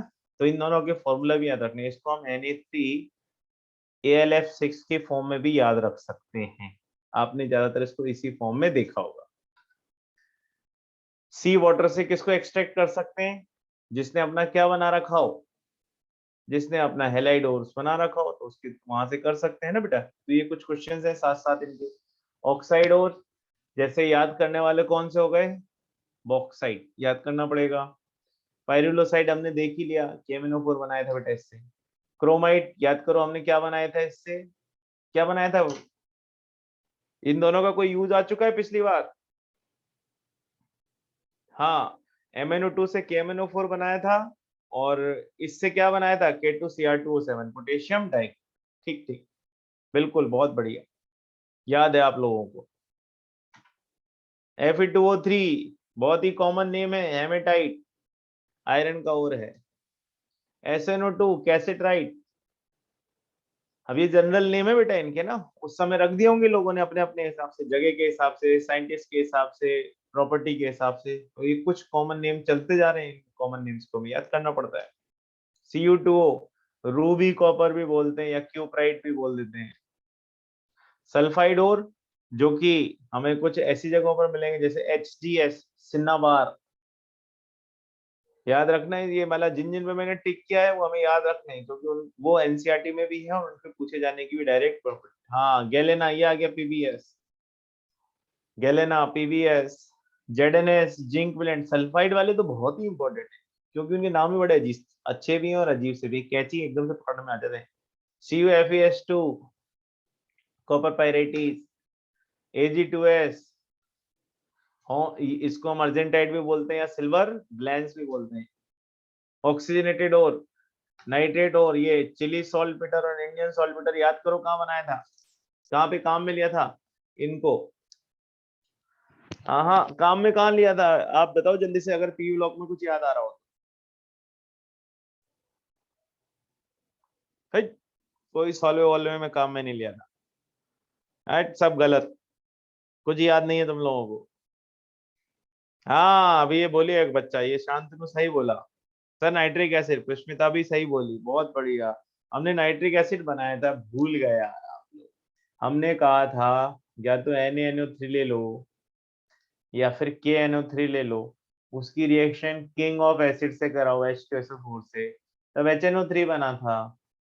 वहां काम में लिया था लैब मेथड में, नाइट्रिक एसिड बनाने के लैब मेथड में। ऐसे ही KNO3 होगा इंडियन सॉल्टपीटर। सल्फेट ओर्स में भी हमारे पास ये इप्सम सॉल्ट, जिप्सम, जिप्सम आ गया था। बताओ जिप्सम किस ब्लॉक में आया था? जिप्सम किस ब्लॉक में पढ़कर आए हो? एस ब्लॉक में जिप्सम को गर्म करके क्या बनाया था? जिप्सम को गर्म करते थे तो क्या बनाते थे? पॉप बनाते थे, पीओपी, प्लास्टर ऑफ पेरिस। ज्यादा गर्म करेगा तो बन जाएगा डेड बर्न प्लास्टर। बिल्कुल सही, अब ये तो याद है आप लोग। ठीक ठीक ठीक। कार्बोनेट, कार्बोनेट में भी कुछ नेम आते हैं ना स्पेशल, अजीब अजीब नेम, जैसे डोलोमाइट, मैग्नीशियम और कैल्शियम का, बिल्कुल डोलोमाइट। मेलाकाइट ग्रीन, कभी कभी याद है कॉपर के बर्तनों पे ग्रीन कलर का जो है रस्ट जम जाता है, वो ग्रीन कलर का रस्ट ये होता है basic copper carbonate, basic copper carbonate, ये वही होता है, इसलिए इसको हम मेलाकाइट ग्रीन भी बोल देते हैं ना। FeCO3 सिडेराइट, कैलामाइन, ये सब हमारे पास और है, इनके कुछ नेम्स तो याद रखने ही पड़ेंगे आपको। डायरेक्ट क्वेश्चन भी आ सकता है सीधा ही कि बताओ ये और किसका है। अब अपने को तो फॉर्मूला तो याद हो पर नाम याद नहीं हो तो चक्कर पड़ जाएगा बेटा। मेटलर्जी तीन टाइप की हो सकती है ना। मेजर फंक्शन तीन टाइप का हो सकता है। पहला पायरो, पायरो का मतलब है जिसमें किसका यूज होता हो, हीट का, है ना। इसके अलावा बेटा बहुत सारे दे रखे होंगे ना और, पर अपने को ये तो याद रखने जो इस स्लाइड में आए। सबसे पहले पायरोमेटलर्जी, पायरोमेटलर्जी का मतलब है जिसमें हीट का इन्वॉल्वमेंट हो, यानी कि जिसको हीटिंग करके कुछ ना कुछ प्रोसेस काम में ले गया, तो उसे ऐसी मेटलर्जी को क्या बोलेंगे बेटा, पायरो। हाइड्रो, जिसमें कोई सॉल्यूशन लिया गया हो, है ना, जैसे लो ग्रेड का कॉपर हो, सिल्वर हो, गोल्ड हो, तो इसमें सॉल्यूशन लिया जाएगा, तब हम उसको बोलेंगे हाइड्रोमेटलर्जी, यानी कि जब हम किसका यूज कर रहे हो, कोई सॉल्यूशन बनाकर। और तीसरा केस होता है इलेक्ट्रो, जिसमें हमने किसका यूज कर लिया, इलेक्ट्रिसिटी का। तो इस तरह से मेटलर्जी को तीन बड़े पार्ट्स में डिवाइड किया गया है कि मेजर प्रोसेस हीट से हुआ है तो पायरोमेटलर्जी बोल देंगे, मेजर प्रोसेस सॉल्यूशन से हो गया तो हाइड्रोमेटलर्जी बोल देंगे, मेजर प्रोसेस के लिए मुझे इलेक्ट्रिसिटी का कहीं ज्यादा यूज करना पड़ा तो उसको इलेक्ट्रोमेटलर्जी बोलेंगे। तो आपको याद है हीट की रिक्वायर, इलेक्ट्रिसिटी की रिक्वायरमेंट वही होती है जहां पर रिएक्टिव एलिमेंट्स होते हैं, तो ये सब रिएक्टिव एलिमेंट्स हैं। तो इस तरह से अब हमारे सिलेबस में कौन कौन से हैं मैं उन पे अंडरलाइन कर देता हूँ। कॉपर हमारे सिलेबस में है, आयरन हमारे सिलेबस में है, जिंक हमारे सिलेबस, कॉपर सिल्वर गोल्ड ये तीनों ही हमारे सिलेबस में है, और यहाँ से हमारे सिलेबस में कौन है बेटा, एल्यूमिनियम। तो हमें इस चैप्टर में इन तीनों चारों की मेटलर्जी पढ़नी, यानी कि हमारे पास पायरो भी आएगा, हाइड्रो भी आएगा और इलेक्ट्रो भी आएगा। सबसे पहले स्टेप्स हम ये देख लेते हैं कि मेटलर्जी में किन किन स्टेप्स का यूज करने हैं। तो चलो हम मेटलर्जी की स्टेप्स का यूज करना स्टार्ट करते हैं, ठीक है। एक मिनट,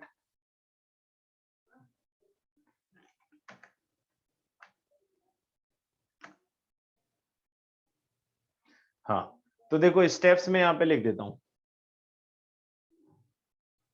सबसे पहला स्टेप हमेशा रहेगा कंसंट्रेशन। कंसंट्रेशन का मतलब एक और होता है enrichment, enrichment of ore, sometimes it is also known as बेनिफेक्शन।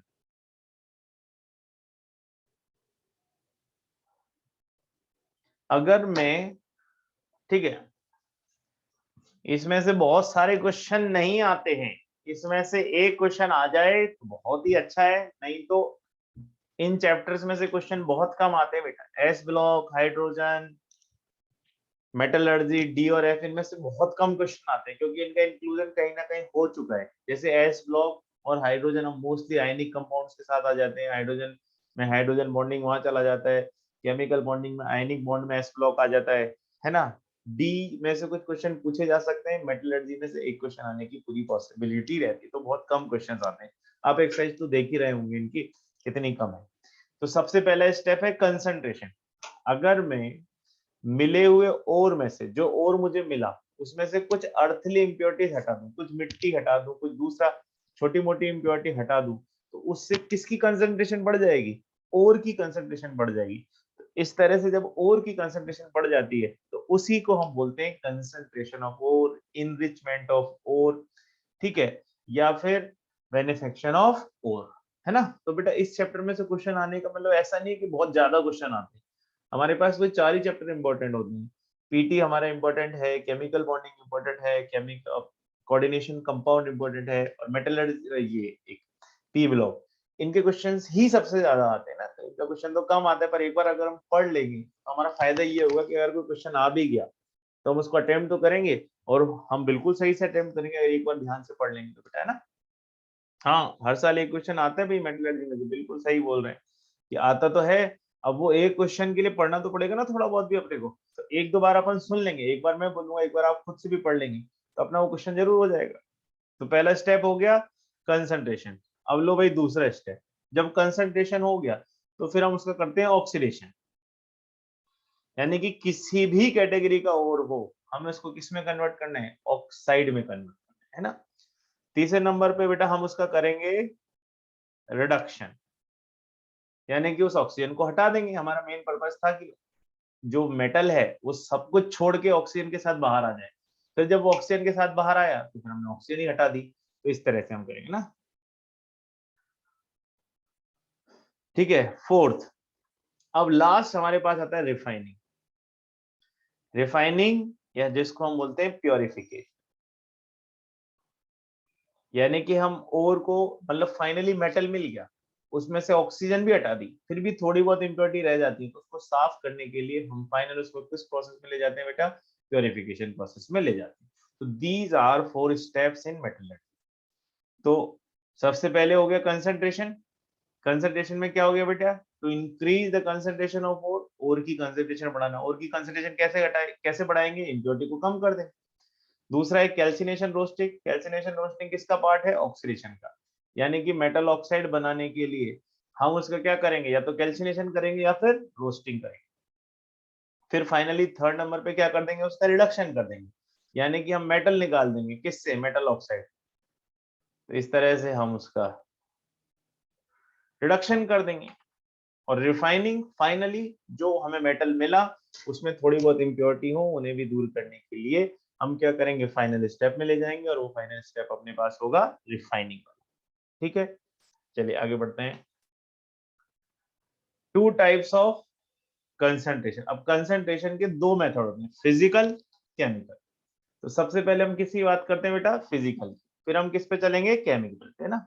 तो यहाँ पर दो तरह के मेथड है अपने पास, एक फिजिकल और एक केमिकल। चलो सबसे पहले बात करते हैं फिजिकल। फिजिकल में अपन तीन मेथड काम में लेंगे। आपने बहुत 10th क्लास में बहुत ज्यादा नाम सुना होगा, ग्रेविटेशन सेपरेशन, है ना। देखो किस पर बेस्ड होगा, फिजिकल प्रॉपर्टीज में डिफरेंस। तो सबसे पहले आपने अपने नाम सुन रखा है ग्रेविटेशन सेपरेशन। ग्रेविटेशन सेपरेशन का मतलब हो गया ग्रेविटी में डिफरेंस, वेट में, वजन में डिफरेंस। तो जो भारी होगा वो नीचे बैठ जाएगा, जो हल्का होगा वो पानी के साथ ऊपर से फिल हो जाएगा। दूसरा मैग्नेटिक सेपरेशन, याद आया, दो व्हील होते हैं जिसमें आगे वाला व्हील मैग्नेट का होता है, तो जो मैग्नेट से अट्रैक्ट होता है वो मैग्नेट के पास गिरता है, जो मैग्नेट से अट्रैक्ट नहीं होता वो थोड़ा दूर गिरता है। इस तरह से उसको बोलते थे मैग्नेटिक सेपरेशन। और तीसरा आपने पढ़ा होगा फ्रोथ फ्लोटेशन, है ना। इस तरह के तीन फिजिकल मेथड, बिल्कुल तीन फिजिकल मेथड। तो वही बात करें, सबसे पहले हाइड्रोलिक वॉशिंग। हाइड्रोलिक वॉशिंग मतलब पानी से धोना, लेविगेशन भी उसी को बोलते हैं, और ग्रेविटेशन से। तो हम अब इसमें अपने को क्या क्या पूछे जाने की पॉसिबिलिटी है कि इस वाले मेथड को यूज करने का, इस वाले मेथड को यूज करने का क्या प्रिंसिपल है। तो इसका प्रिंसिपल याद रखना बेटा, हाँ बिल्कुल सही। इसका प्रिंसिपल है स्पेसिफिक ग्रेविटी, यानी कि और थोड़ा भारी है और इम्प्योरिटी हल्की है, तो पानी डालने पर और नीचे बैठ जाएगा, सेडिमेंटेशन हो जाएगा और इम्प्योरिटी ऊपर से अलग कर ली जाएगी। किसके लिए यूजफुल है बेटा, ऑक्साइड और कार्बोनेट। तो यहाँ देखो ऊपर, ऊपर वो अरेंजमेंट होता है कीप की तरह, जिसमें से हम पाउडर और को गिरा देंगे। हमने और को क्या किया, जो रॉक्स की फॉर्म में था उसको तोड़ तोड़ के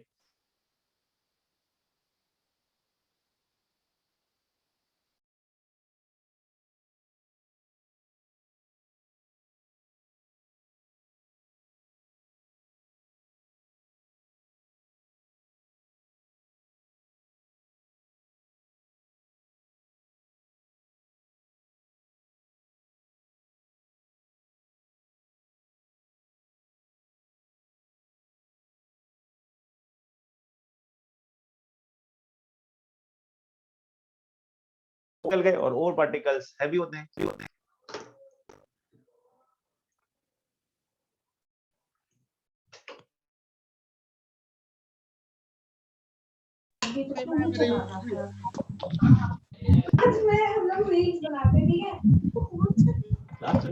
हाँ खुशबू एक मिनट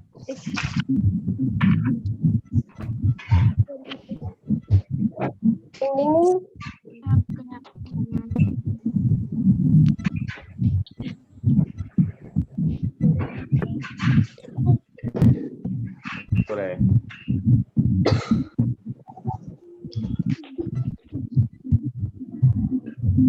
हाँ भाई थोड़ी देर के लिए जो है चला गया था बेटा नेट, इसलिए ऐसा हो गया है ना। हाँ हाँ सर सारे पार्टिसिपेंट्स अनम्यूट हो गए हैं। क्या होगा? करते हैं इनको वापस से म्यूट करते हैं इनको। अरे तुम सबने एक दूसरे की आवाज सुन ली है, सहन नहीं हो रही होगी सर, अनटॉलरेबल थी इनकी आवाजें, सबको वापस से म्यूट कर दो। कर दिया मैंने सबको म्यूट, अब तो किसी को किसी की आवाज नहीं आ रही है ना। हाँ हाँ जब नेटवर्क का कनेक्शन थोड़ा होता है तो ऐसा हो जाता है ना। चलो चलो वापस से स्टार्ट करते हैं ना। हाँ जी, तो अपन यहाँ पर क्या कर रहे थे, हम यहाँ पर पढ़ रहे थे हैं। अब स्लाइड नहीं दिख रही है भाई, क्या यार।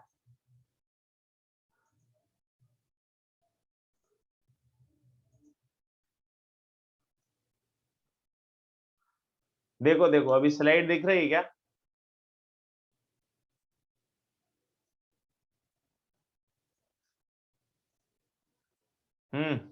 अब दिख रहा है, सब कुछ हो गया सही।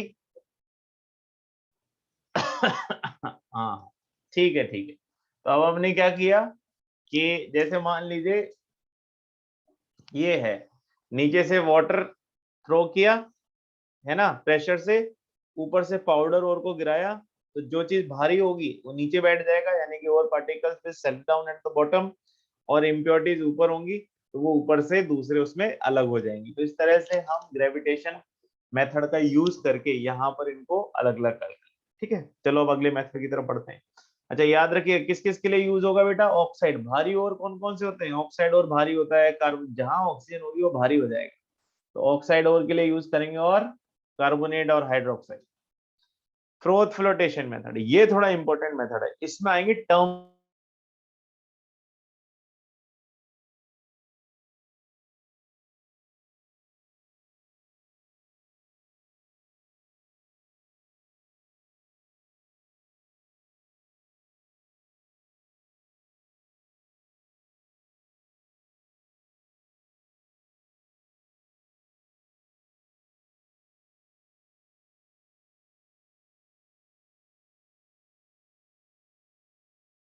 डिपेंड करता है।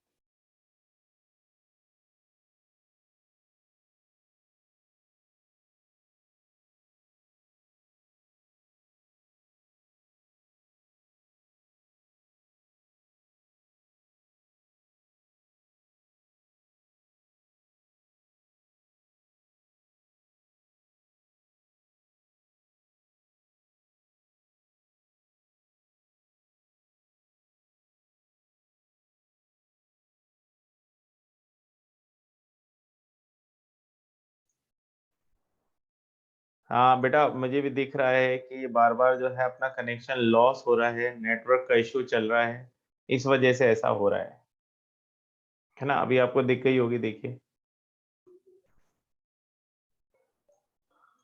हाँ वो नेटवर्क के इशू की वजह से ऐसा हो रहा है बेटा, है ना।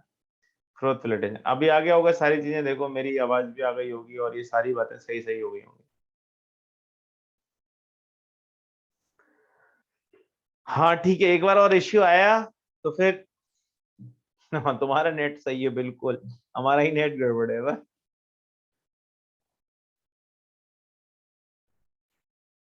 चलो आगे देखते हैं, तो आगे हाँ किसके लिए एप्लीकेबल करना है बेटा, सल्फाइड ओर के लिए। ठीक है, किसके लिए एप्लीकेबल होगी, सल्फाइड ओर के लिए।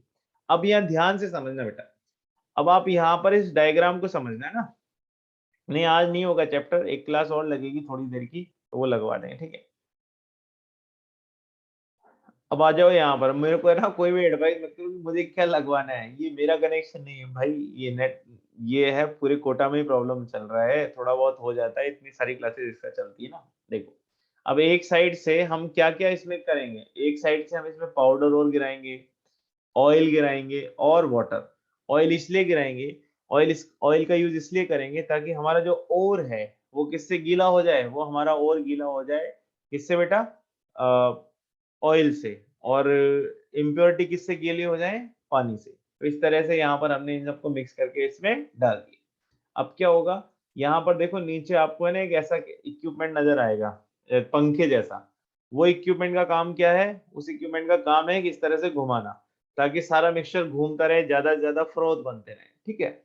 और अब आप देखो ऊपर से कंप्रेस एयर भी भेजा जा रहा है ताकि ज्यादा से ज्यादा फ्रोथ्स बन पाए, ठीक है। अब जो भी हल्का होता चला जाएगा, तो अक्सर का हमें मालूम है सल्फाइड ओर है, सल्फाइड ओर ऑयल से गीला होगा, ऑयल वाटर पे फ्लोट करता है, तो सल्फाइड ओर्स ऑयल के साथ ऊपर आएंगे क्योंकि वो फ्रोथ्स बनाएंगे, और फ्रोथ्स बनाकर हम उन्हें दूसरे कंटेनर में अलग कर लेंगे। तो इस तरह से हम इसको यूज करते हैं।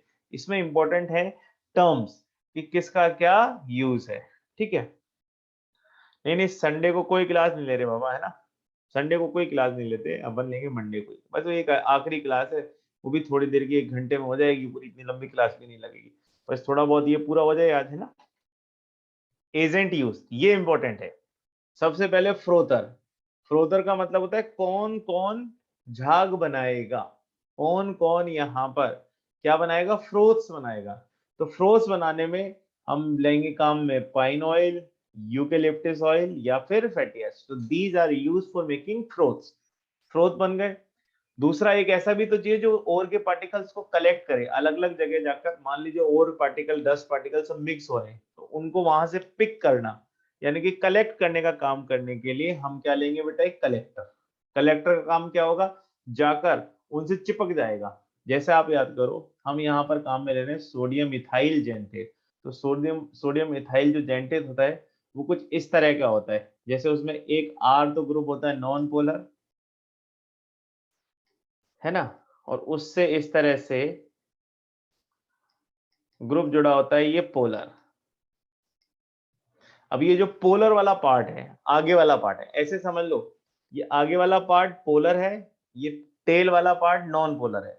तो ये जो पोलर वाला पार्ट है ये जा जाके किससे चिपक जाएगा, जा जाके सारे सल्फाइड ओर्स को कलेक्ट करेगा, यानी कि sulphide ores get stick to it, sulphide ore इससे आकर ऐसे चिपक जाएंगे पूरे पर, है ना। तो ये अटैच हो जाएगा। अब जब इसने सल्फाइड ओर्स को अपने अटैच कर लिया, फिर ये फ्लिप मारेगा, फ्लिप मारेगा मतलब फिर ये क्या करेगा, अपना नॉन पोलर पार्ट कर लेगा, ऐसे जैसे अभी ये इसने सारे चिपका लिया अपना, फिर ये ऐसे फ्लिप फ्लिप कर जाएगा, तो इसका नॉन पोलर वाला पार्ट नीचे हो जाएगा और वो पानी से दूर भागेगा, इसलिए वो फोर्स बनाकर ऊपर आ जाएगा। तो इस तरह से हमें यहाँ पर इसका काम दिखाई देता है। तो फ्लोटिंग एजेंट का काम हो गया, या फ्लोटिंग एजेंट या कलेक्टर का काम हो गया, सारे जो अपना ओर है जिसके लिए फैक्ट्री लगाया गया उसको कलेक्ट करना, फ्रोथ को स्टेबलाइज। अब मालूम है, हम जैसे हमने साबुन से झाग बना लिया, तो आप कहते थोड़ी देर में सारे बबल्स फट जाते हैं, बस्ट हो जाते हैं, तो हमें फिर उन्हें वापस से हिलाना पड़ता है। तो क्या होगा, अगर मान लीजिए हमारा ओवर पार्टिकल ऊपर आया फ्रोथ की फॉर्म में और फ्रोथ स्टेबलाइज नहीं है, तो वापस नीचे बैठने लगेगा, इसलिए फ्रोथ को क्या करना पड़ेगा, स्टेबलाइज करना पड़ेगा, उस ऊपर पर्टिकुलर पोर्शन पे स्टेबलाइज करना पड़ेगा। उसके लिए हम उसमें क्या मिला देंगे बेटा, फ्रोथ स्टेबलाइजर। तो फ्रोथ स्टेबलाइजर में क्रिसोल भी मिलाते हैं, और एनसीईआरटी में एक और नाम दे रखा है एनिलीन, इसको भी ऐड किया जाता है। तो दोनों नेम, ये नेम्स की याद करनी बेसिकली इस प्रोसेस में। और लास्ट है डिप्रेसेंट। डिप्रेसेंट का मतलब क्या है कि दोनों ओर्स को सल्फ अलग अलग करने के, मान लीजिए आपने जिसके लिए फैक्ट्री लगाया है उसके अलावा भी तो कोई दूसरा सल्फाइड और प्रेजेंट हो सकता है एज ए इम्प्योरिटी, अगर वो एज ए इम्प्योरिटी हुआ तो वो भी ऊपर आएगा। तो डिप्रेसेंट का काम क्या होगा कि जिस ओर को आपको ऊपर लाना है उसको ऊपर आने दिया जाए, और जो ओर हमें डिजायर्ड नहीं है यानी कि जिसकी हमें जरूरत नहीं है उसको नीचे बैठाया जाए। तो इस तरह से हम एक ऐसा सब्सटेंस ऐड करेंगे जो अनवांटेड सल्फाइड को नीचे रखेगा और हमारा जिस सल्फाइड और जिसके लिए हम ये पूरा प्रोसेस कर रहे हैं उसको ऊपर आने देगा। तो डिप्रेसेंट का काम क्या है, to separate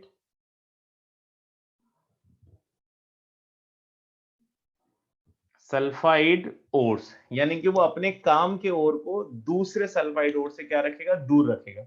और उसमें आपको क्या याद रखना है, NaCN। तो अब यहाँ पे देखो हमारे पास ZnS है ना, वो एक इम्प्योरिटी है, और वो किसके साथ इम्प्योरिटी है, PBS, यानी कि हमने या जो इंडस्ट्रियलिस्ट है उसने फैक्ट्री एस्टेब्लिश की है PBS के लिए, है ना, और उसके साथ उसको दूसरी इम्प्योरिटी की फॉर्म में भी एक सल्फाइड मिल रहा है ZnS। तो अगर वो उसको करेगा प्रोसेस को, तो PBS के साथ बेटा ZnS भी ऊपर आ जाएगा। जब दोनों ही एक साथ ऊपर आ जाएंगे तो हमारे लिए उस प्रोसेस को फिर और आगे बढ़ाना पड़ेगा कि फिर इनको सेपरेट करो। तो यहीं पर ही सेपरेट करने के लिए हम क्या करते हैं, इसमें क्या ऐड कर देते हैं, सोडियम साइनाइड।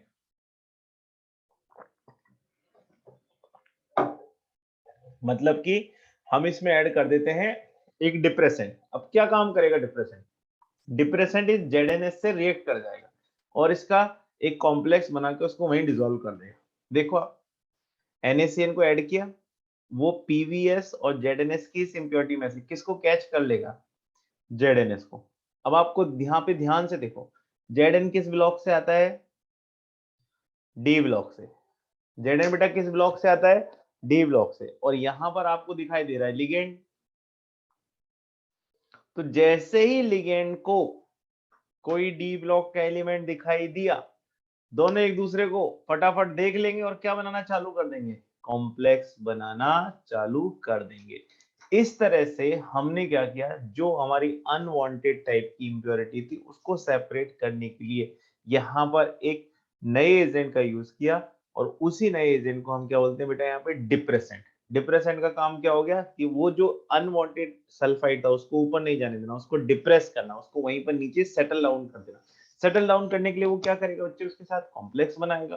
कॉम्प्लेक्स बनाएगा तो इस तरह से कॉम्प्लेक्स बनेगा और वो नीचे सेटल डाउन हो जाएगा, और हमारा जो PBS है जिसके लिए फैक्टर सेटअप किया है वो फ्रोथ की फॉर्म में ऊपर आता चला जाएगा, और ZnS जो होगा वो नीचे बैठ जाएगा। बस इस तरह से इसको यूज किया जाता है।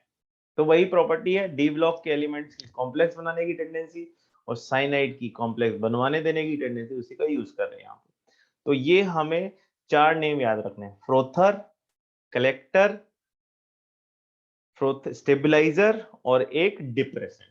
सबसे ज्यादा मुझे जो इंपॉर्टेंट लगता है वो इस डिप्रेसेंट का फंक्शन लगता है बेटा, है ना। चलिए मैग्नेटिक सेपरेशन।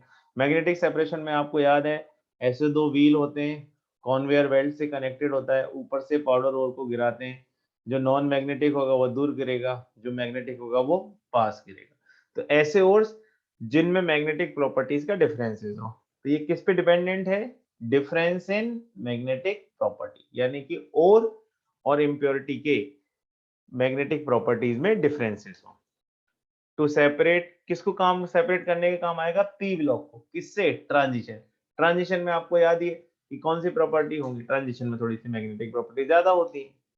तो यहाँ पर देखिए नॉन मैग्नेटिक को मैग्नेटिक से सेपरेट करते हैं, तो स्पेशली यहाँ पर हम यूज करते हैं कैसेटेराइट।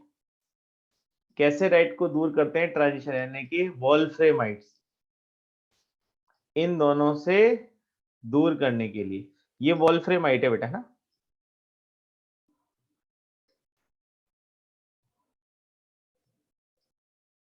ये वोल्फ्रेमाइट है,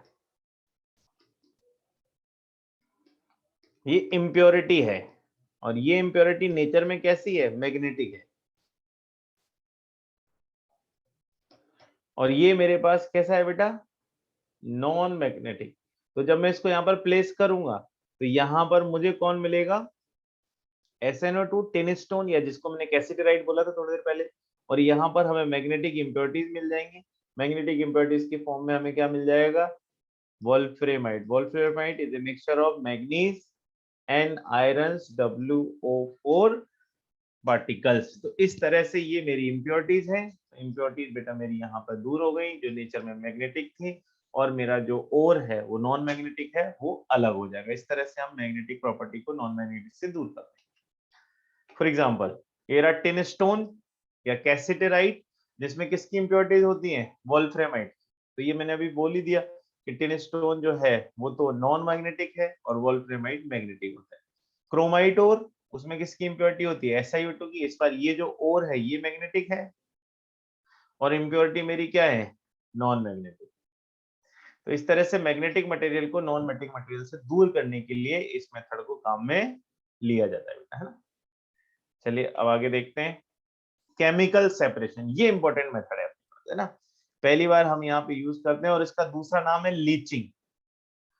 इसका दूसरा नाम है बेटा लीचिंग, और ये स्पेशली इन तीनों के लिए काम में आती है। तो इसमें नेम्स आएंगे ना, बड़े अच्छे अच्छे नए नए नेम्स आएंगे, तो हमें उन पर ध्यान देना। अब यहाँ पे देखो प्रिंसिपल समझो, और है उसको इम्प्योरिटीज में से निकालने के लिए, हाँ डब्ल्यू टंगस्टन नहीं होता बेटा ना, तो उसको इम्प्योरिटीज में से निकालने के लिए हम क्या करेंगे, कोई केमिकल दे देंगे। जैसे ये और है, उसमें कुछ ये और इम्प्योरिटी के साथ है, उसको कोई केमिकल दे देंगे, तो जैसे इसको केमिकल मिलेगा वो उसमें से बाहर निकल आएगा, और फिर हम बाद में उसको रिड्यूस कर लेंगे। तो उस मेथड से हम इसका यूज करेंगे। चलो देखते हैं बॉक्साइट। बॉक्साइट अभी थोड़ी देर पहले बताया था कि बॉक्साइट कितने टाइप का हो सकता है। बॉक्साइट की नेम बोलो, 2 टाइप का बॉक्साइट होता है,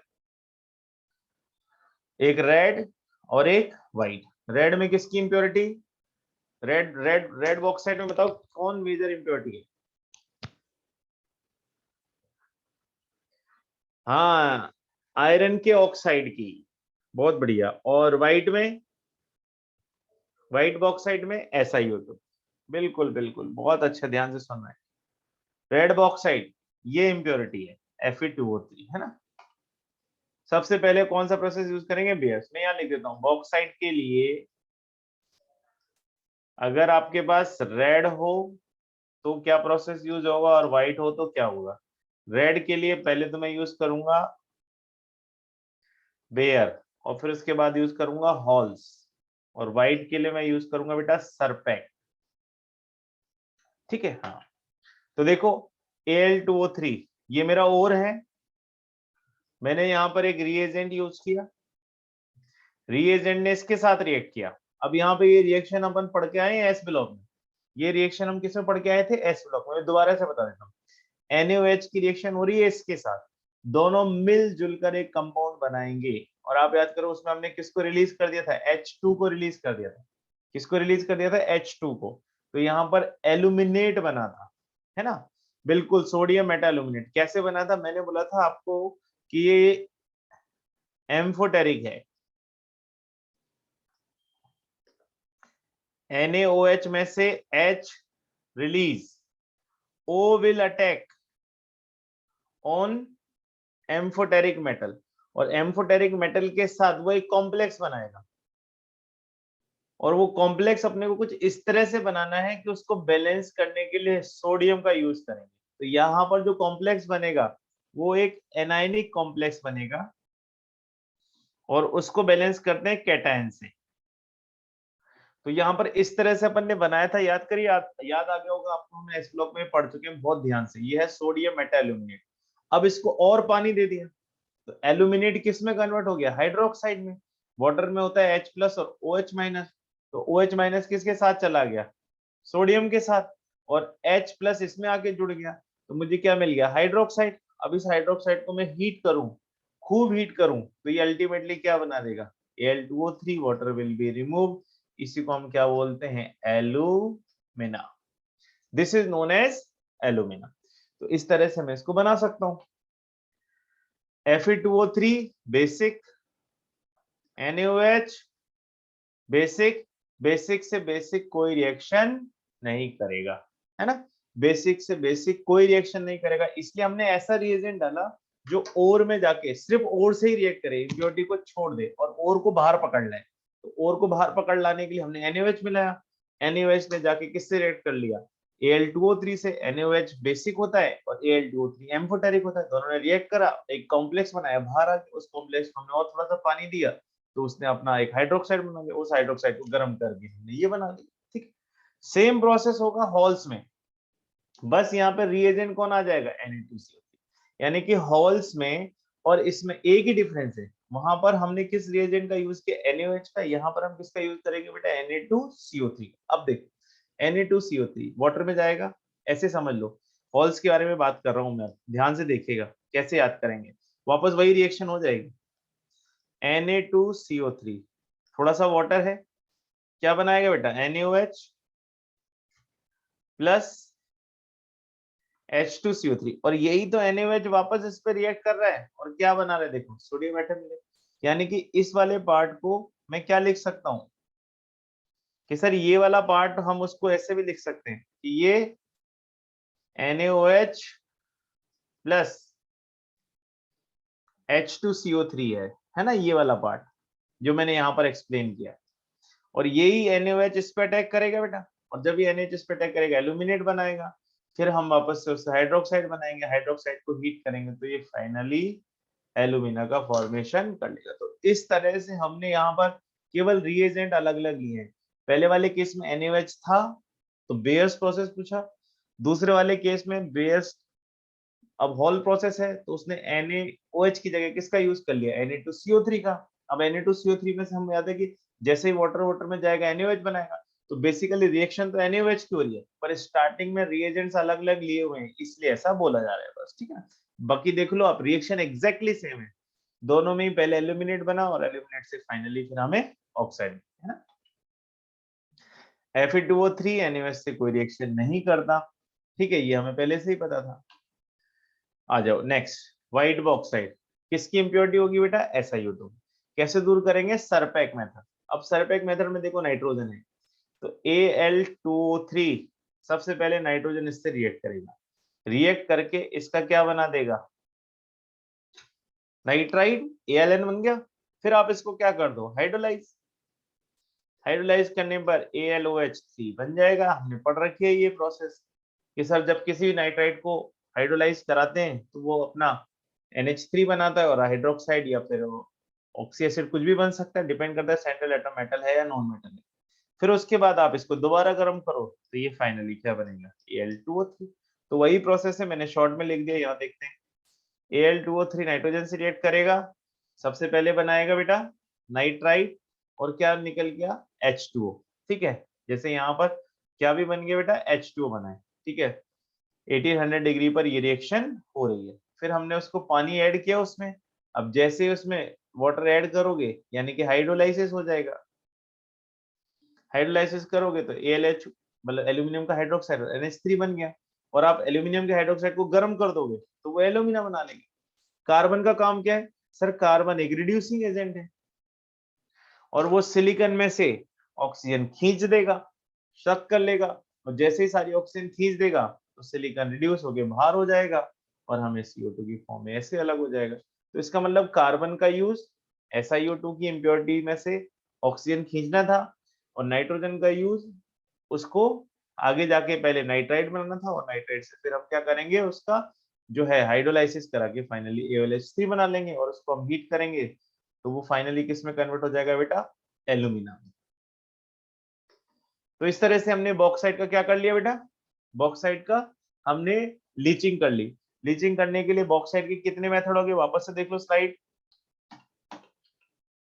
रेड बॉक्साइड हो सकता है, व्हाइट बॉक्साइड हो सकता है ना। रेड बॉक्साइड हुआ तो दो प्रोसेस होंगे, बेयर्स और हॉल। और अगर मेरे पास व्हाइट बॉक्साइड हुआ तो एक प्रोसेस होगा, उसका नाम है सरपैक। तीनों में रिएजेंट्स का डिफरेंस है। वहां पर हमने बेयर्स प्रोसेस में कौन सा रिएजेंट लिया, NaOH, और हॉल्स प्रोसेस में Na2CO3। सरपैक प्रोसेस में हमने कौन सा रिएजेंट ले लिया, carbon plus nitrogen. MacArthur forest sinus आज का आखिरी प्रोसेस पढ़ेंगे सिल्वर और गोल्ड के लिए। फिर बाकी जो है नेक्स्ट मंडे या ट्यूसडे जब भी अपन फ्री होंगे तब क्लास लेंगे ना, उसके अकॉर्डिंग आपके डाउट काउंटर के अकॉर्डिंग अपन उस टाइम को सेट करेंगे। तो देखो सिल्वर और गोल्ड के लिए होता है, हम क्या करेंगे बेटा, यहाँ पर एक कॉम्प्लेक्स बनवाएंगे। तो देखो ये डी ब्लॉक का एलिमेंट, साथ में कौन मिल गया, साइनाइड एज ए लिगेंड, दोनों मिलकर कॉम्प्लेक्स बना लिया। इस कॉम्प्लेक्स को बोलते हैं साइनो कॉम्प्लेक्स, क्योंकि साइनाइड है ना बेटा तो साइनो कॉम्प्लेक्स। अब आप देखो यहाँ पे ऑक्सीडेशन स्टेट क्या चल रही है, प्लस। अब क्या होगा, ऑक्सीजन का यूज किया है, ऑक्सीजन इस रिएक्शन को रिवर्स होने से बचाता है, क्योंकि क्या है देखो बेटा, सोडियम और सल्फर मिले, अब अगर ऑक्सीजन रहेगी वहां पे, है ना, तो वो सोडियम जो है वो सल्फर को छोड़ेगा नहीं, नहीं तो क्या होगा, रिएक्शन रिवर्स कर जाएगी। उस रिएक्शन को रिवर्स होने से बचाने के लिए हमने यहाँ पर क्या दी, ऑक्सीजन। ऑक्सीजन क्या करेगा बेटा, इसको फाइनली किस में कन्वर्ट कर देगा, सल्फेट में। तो इस तरह से वो उस रिएक्शन को बैकवर्ड जाने से रोकता है, यानी कि रिवर्स होने से प्रिवेंट कर लेता है। अब मेरा ये बन गया, इसका मुझे अब रिडक्शन करना है। रिडक्शन करने के लिए मैंने कोई रिड्यूसिंग एजेंट ले लिया, रिड्यूसिंग एजेंट मोर रिएक्टिव होता है, उसी का यूज किया मैंने, तो उसने उसमें से उसको नॉकआउट कर दिया। नॉकआउट करने का मतलब हुआ कि उसने उसको रिड्यूस कर दिया। देखो यहाँ पे +1 था, यहाँ पर 0 है, और इस मेथड को मैं क्या बोल सकता हूँ, मेटल डिस्प्लेसमेंट मेथड। इस मेथड को बेटा अपन क्या बोलेंगे, मेटल डिस्प्लेसमेंट मेथड, क्योंकि रिडक्शन तो हुआ है, और रिडक्शन किसके थ्रू किया है, मोर रिएक्टिव एलिमेंट ने लेस रिएक्टिव एलिमेंट का डिस्प्लेसमेंट कर दिया उसके साइनो कॉम्प्लेक्स में से। तो सबसे पहले हमने वही मेथड यूज किया, सबसे पहले साइनाइड का यूज करके सिल्वर को और गोल्ड को उसके ओर में से निकाला, कॉम्प्लेक्स बनाया, फिर उस कॉम्प्लेक्स में से उसको रिड्यूस कर दिया। रिड्यूस करने के लिए हमने यहाँ पे किसका काम, किसको यूज में लिया, जिंक को लिया। पहले साइनो कॉम्प्लेक्स बनाया, फिर जिंक से उस साइनो कॉम्प्लेक्स में से उसको रिड्यूस करके बाहर कर दिया। गोल्ड के लिए यही रिएक्शन होगी, पर यहाँ पर हम NaCN की जगह क्या काम में ले लेंगे, KCN, मतलब वहां पर साइनाइड सोडियम का था, यहाँ पे साइनाइड पोटेशियम का है। एग्जैक्टली वही साइनो कॉम्प्लेक्स बनेगा पहले, और फिर उस साइनो कॉम्प्लेक्स को हम क्या करेंगे, जिंक के थ्रू रिड्यूस करवा देंगे, तो हमें क्या ऑब्टेन हो जाएगा बेटा, एज ए गोल्ड बाहर की तरफ मिल जाएगा। तो यानी कि एक तरह से वापस से क्या हो गया बेटा, अपने पास रिडक्शन हो गया। तो हमें बस यही तो करना है, पहले कॉम्प्लेक्स बनवाना है, कॉम्प्लेक्स में उसकी ऑक्सीडेशन आएगी कुछ ना कुछ प्लस में, और फिर फाइनली उसको रिड्यूस करवा के इस तरह से बाहर निकाल देना है। तो इस तरह से हम यहाँ पे सिल्वर और गोल्ड का MacArthur Forrest cyanide process के थ्रू क्या करते हैं बेटा, ब्लीचिंग करते हैं। इस मेथड को कंसंट्रेशन मेथड बोला जाता है, ठीक है। बाकी अपन नेक्स्ट टाइम पे पढ़ेंगे, जब हम बात कर रहे होंगे ऑक्सीडेशन की, तो थोड़ा सा आप क्या पढ़कर आना, आप पढ़कर आना कैल्सिनेशन रोस्टिंग, है ना, और एक वो ब्लास्ट फर्नेस, उसका डायग्राम मैंने नेक्स्ट टाइम पे अपनी मॉड्यूल भी साथ रखना, क्योंकि हम ब्लास्ट फर्नेस के बारे में पढ़ेंगे। तो ब्लास्ट फर्नेस के बारे में जब पढ़ेंगे तो मॉड्यूल सामने होगी, हालांकि स्लाइड पे भी कुछ ना कुछ रहेगा ही सही, और उससे ज्यादा अच्छे से समझ में आएगा। और क्वेश्चन करते रहिए, है ना, जितने ज्यादा क्वेश्चन करेंगे उतने ये चैप्टर जल्दी क्लियर होंगे, ठीक है। इसी के साथ जय हिंद, ये मैं आपको भेज रहा हूँ एज ए हैंड आउट, इनको पढ़िए। बिगनर्स बॉक्स 1 कंप्लीट कर लीजिएगा, डी और एफ ब्लॉक तो पूरा ही कर लो, और इसमें बिगनर्स बॉक्स 1 और बिगनर्स बॉक्स 1 ही करेंगे अभी, तो ना 1 ही करिएगा, चलो ठीक है, thank you very much, bye, जय हिंद, विल कंटिन्यू।